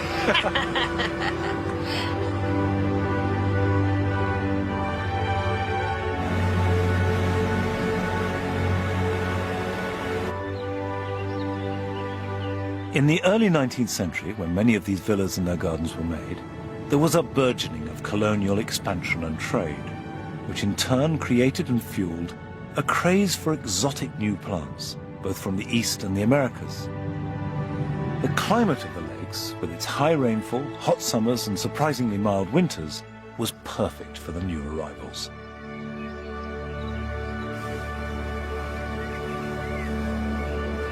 Everybody has lovely glass houses because they were plant collectors. So they were bringing plants in. I mean, that was quite a new thing, wasn't it? That was the fashion way through Europe at the time. It was your status symbol. It wasn't having a Ferrari.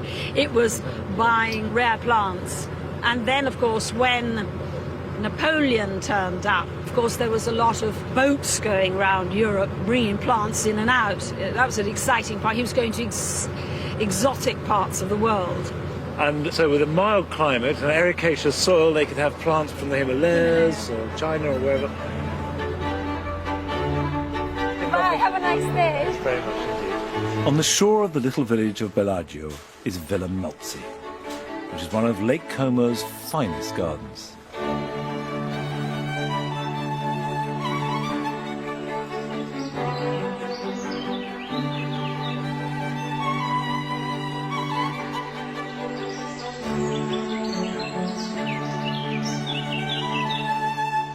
At the turn of the 19th century, this garden started a bitter horticultural rivalry between 2 of Italy's most prominent men. Melzi was the home of Francesco Melzi d'Eril, a Milanese aristocrat whom Napoleon appointed vice president of Italy after the French invasion. In 1808, he began to make his garden in the new English landscape style. And from the first, it was open to views of the lake and the mountains beyond. However, like all natural-looking gardens, this involved huge work to make and needs intensive maintenance to keep looking natural. When you first walk around the garden, it seems to just sort of be rather soft and like a country park. But actually, when you analyse it, the design has got really particular and strong elements. For a start, you've got this steep slope tied together by the immaculate grass and these sculpted, rather abstract forms, both of the shape of the land and also the shrubs, and then there's trees growing up, which give it some verticals. And then you have this path, this great long path, just running the whole length of the garden, and the series of the plane trees open to the lake. And it's a vast plain, this great horizontal expanse, which sets it all into balance. And I don't think that first part, the soft, abstract, sculptural bit, would work nearly so well without the severity of the lake.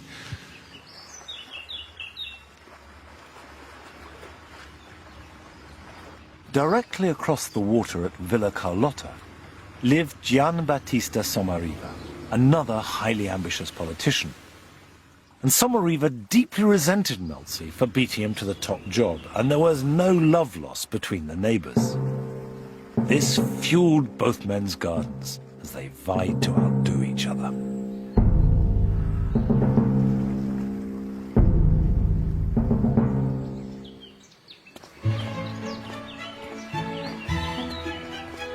Melzi appointed a botanist and started filling his garden with the latest plants from around the world.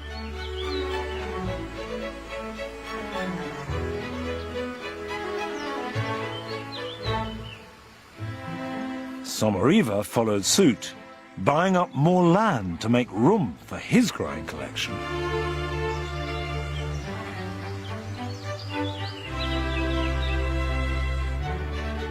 Melzi fired a salvo of Rhododendron indicum, imported from Japan. Not to be outdone, Somariva responded by planting hundreds of them.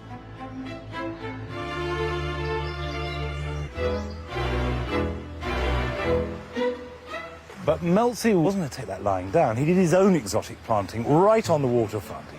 And Somariva could see that across the water. It was like a horticultural bullet fired straight at him.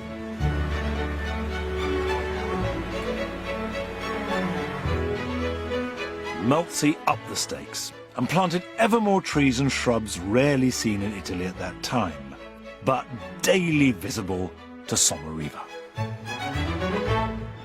For my money, it's Villa Melzi that wins this rather frantic gardening duel. Unlike Carlotta, it has a sweep and a line to it, and the inclusion of the landscape is clever and generous.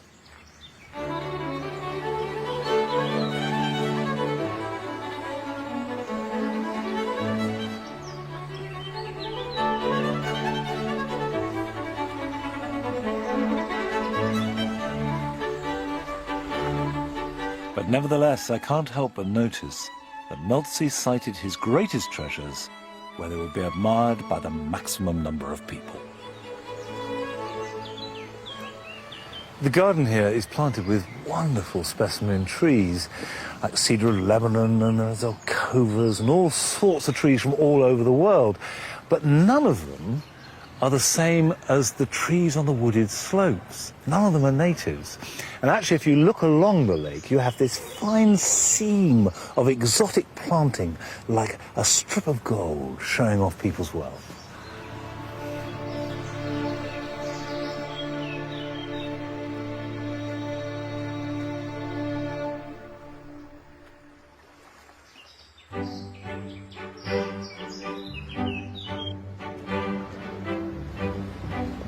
Napoleon's rule lasted less than 20 years. And finally, in 1861, for the first time in its history, Italy was unified into a single political state. Railways were built, businesses prospered, and throughout this new Italy, but especially here in the north, a new middle class started to emerge. And they began to take up the hitherto aristocratic pastime of gardening. Going past miles of nurseries, mainly for trees, and these nurseries really began in the 19th century, particularly in the north, because there was new money developing, and it was for the middle classes. And that meant that they could have gardens that weren't just for food. And for the very first time, there were gardening magazines, there were plant suppliers, there were societies, so that horticulture became a common activity. Before I visit my last garden, I'm stopping off in Milan to visit one of Italy's oldest nurseries, established 130 years ago. In the spirit of the 16th century botanists in Padua, the Ingenoli brothers collected plants from all over the world and propagated them for their seeds, feeding the new market for exotic flowers and fruits. The business is now run by Francesco Fadini, the 6th generation of Ingenolis.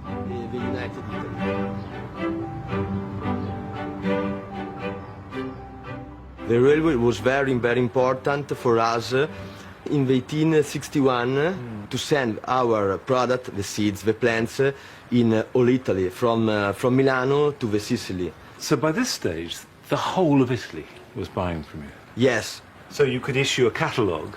Yes. This is the catalogue for Yes. 1893. Great pictures too. Look at all these different varieties of pear, it's amazing. So we don't have anything like this now. I like the squared paper, so people could write their notes. Take the notes. It's such a good idea. And presumably there was a genuine increase in interest. The new type of plants were very important. Francesco Ingenioli, in the 1880, he went to Japan, to China. He returned with the Kako, I don't know in English the translation of a caco. I think it's persimmon. So people must have been excited by these new plants that were coming in. To taste the first time, like a caco, is incredible. We also have a letter of 1888. It's a thank letter. I received 6 caco. Thanks very much. And I hope that in the future this variety of caco will be very famous in Italy. Best regards, Giuseppe Verdi. So you had famous customers. There were these new fruits coming in, new varieties. There's a kind of energy. It was very important. They wanted to see flower, the color, something different. No, I understand. I understand.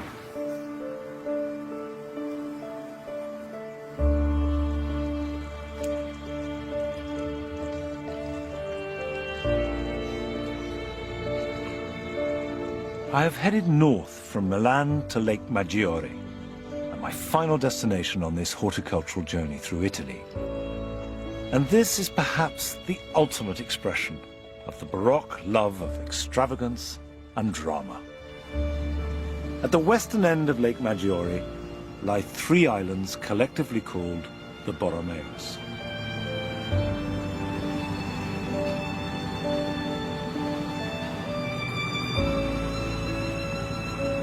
Named after the aristocratic banking family who bought land on them in the 16th century. The island that I'm visiting is called Isola Bella, and for centuries it has attracted garden visitors like moths to the flame. Indeed, this is now my own 3rd visit, and I hope it won't be my last.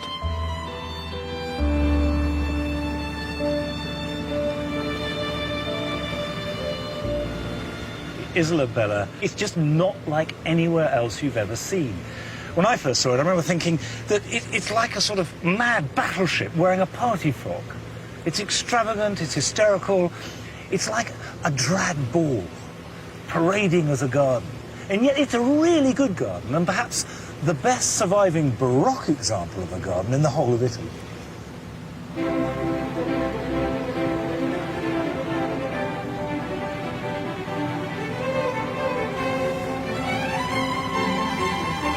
In 1632, Carlo Borromeo, the governor of Lake Maggiore, commissioned this entire rocky island to be transformed into a pyramid of terraces.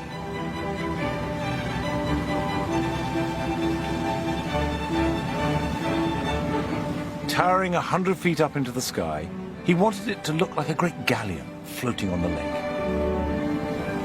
It took 40 years to complete, and huge quantities of soil, marble and granite were shipped in. Whilst this work proceeded, Borromeo set about trying to buy up the houses of the fishermen who lived on the island.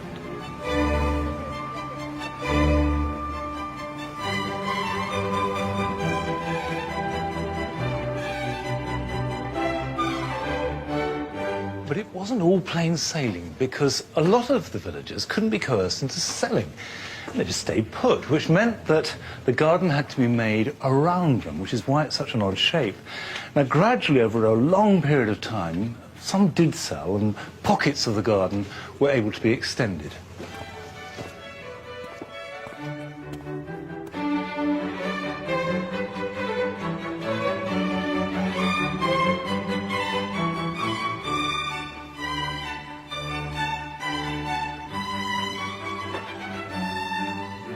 This is classic high Baroque drama. Everything's slightly hysterical, but in a very elegant, controlled way. And I love these high hedges above the balustrade. They're bay hedges. So enormous height. I mean, what's that, 30 feet tall? And you know something's up there, but you don't know what. So, of course, you're led. And then, look at, these steps curve round, and then that's ficus repens on the wall, and then more bay above it. So you have this immaculate green curving wall. Very simple, but immediately incredibly powerful.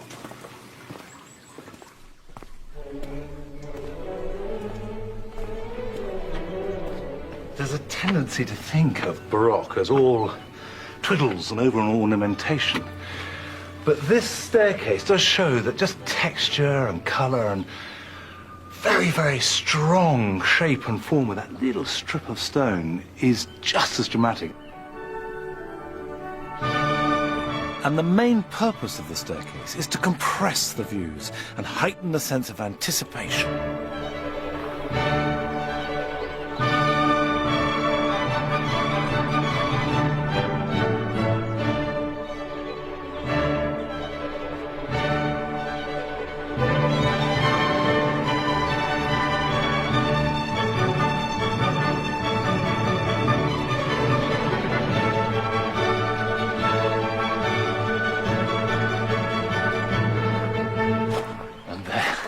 This is the most incredible, theatrical, completely dotty thing I've ever seen in a garden, and it's... oh, what is it? It's operatic. And white peacocks, it's like a dream, like walking through a door in a dream and suddenly seeing this scalloped, vast stage set with figures. It's like walking round the corner in your garden and going on to the Scala or the Opera House at Covent Garden. Fantastic.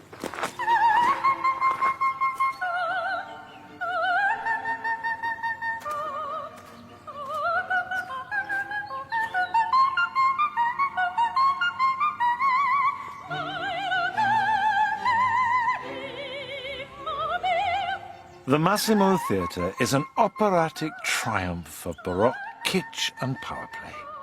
The statues of Roman gods, obelisks, scallops, waving putti, all overlooked by the Borromeo symbol, the unicorn.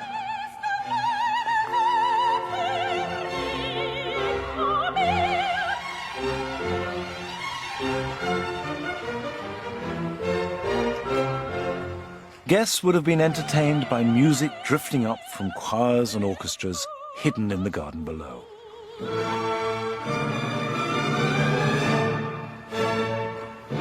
Whilst albino peacocks, imported from Southeast Asia, strutted and posed archly.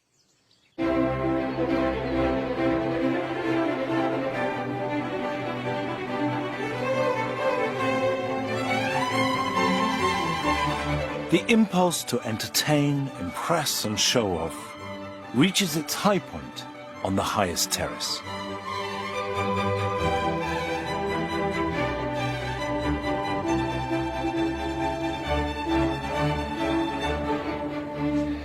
Big open space, like walking into an empty ballroom.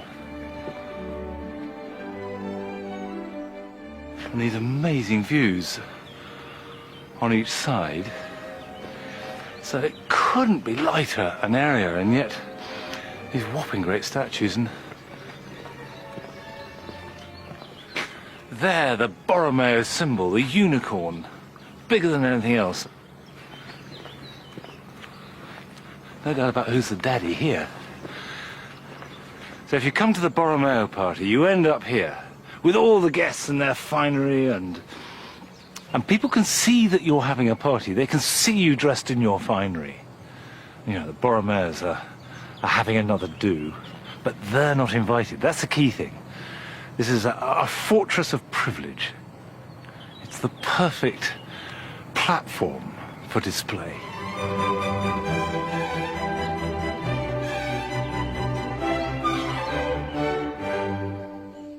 Originally dominated by Mediterranean plants and the inevitable citrus, Isola Bella underwent a transformation in the 19th century, when the plant-mad Count Vitaliano Borromeo imported a mass of exotic species from China, India, the Americas, Himalayas, and Australia.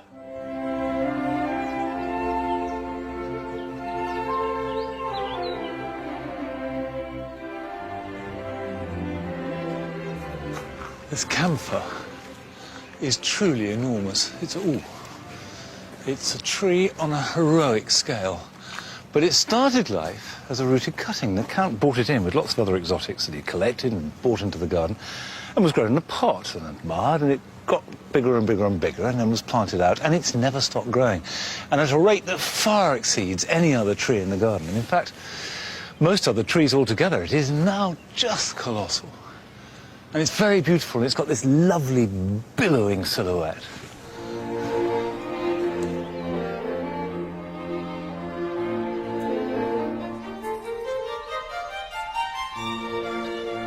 For all its brash ostentation, there are some secret corners of Isola Bella that are less flamboyant, but to my mind, every bit as dramatic.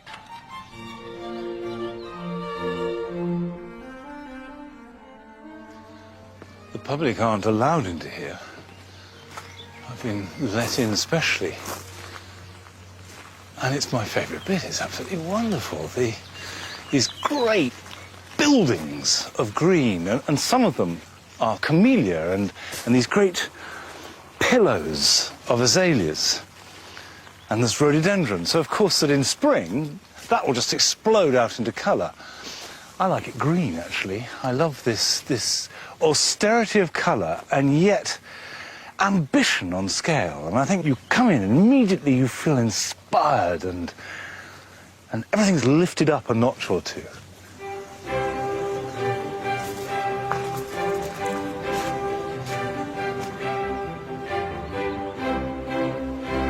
Although there are marvellously elegant and sculptural parts of the garden, from the south here, and as you approach by boat and look up at this view, what you see is totally brash, totally kitsch, completely without any taste at all.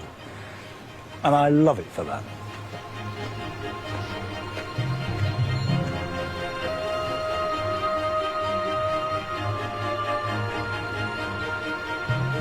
Who could not love the way that Isola Bella is an unashamed carnival of a garden? It's quintessentially Baroque, and that desire to put on an outward show is quintessentially Italian. Certainly I've never visited any garden like it. It feels like the perfect place to end my tour of the great Italian gardens. Isola Bella is a performance, and it's kitsch and it's brash and at times completely balmy, but I think it's heroic. But then I think you must appreciate that gardens fall under that Italian spell of bella figura. This need to create a good impression, to look really good, and it doesn't really matter what's behind it. And traveling through this beautiful country, seeing amazing gardens all along the way, has been a joy.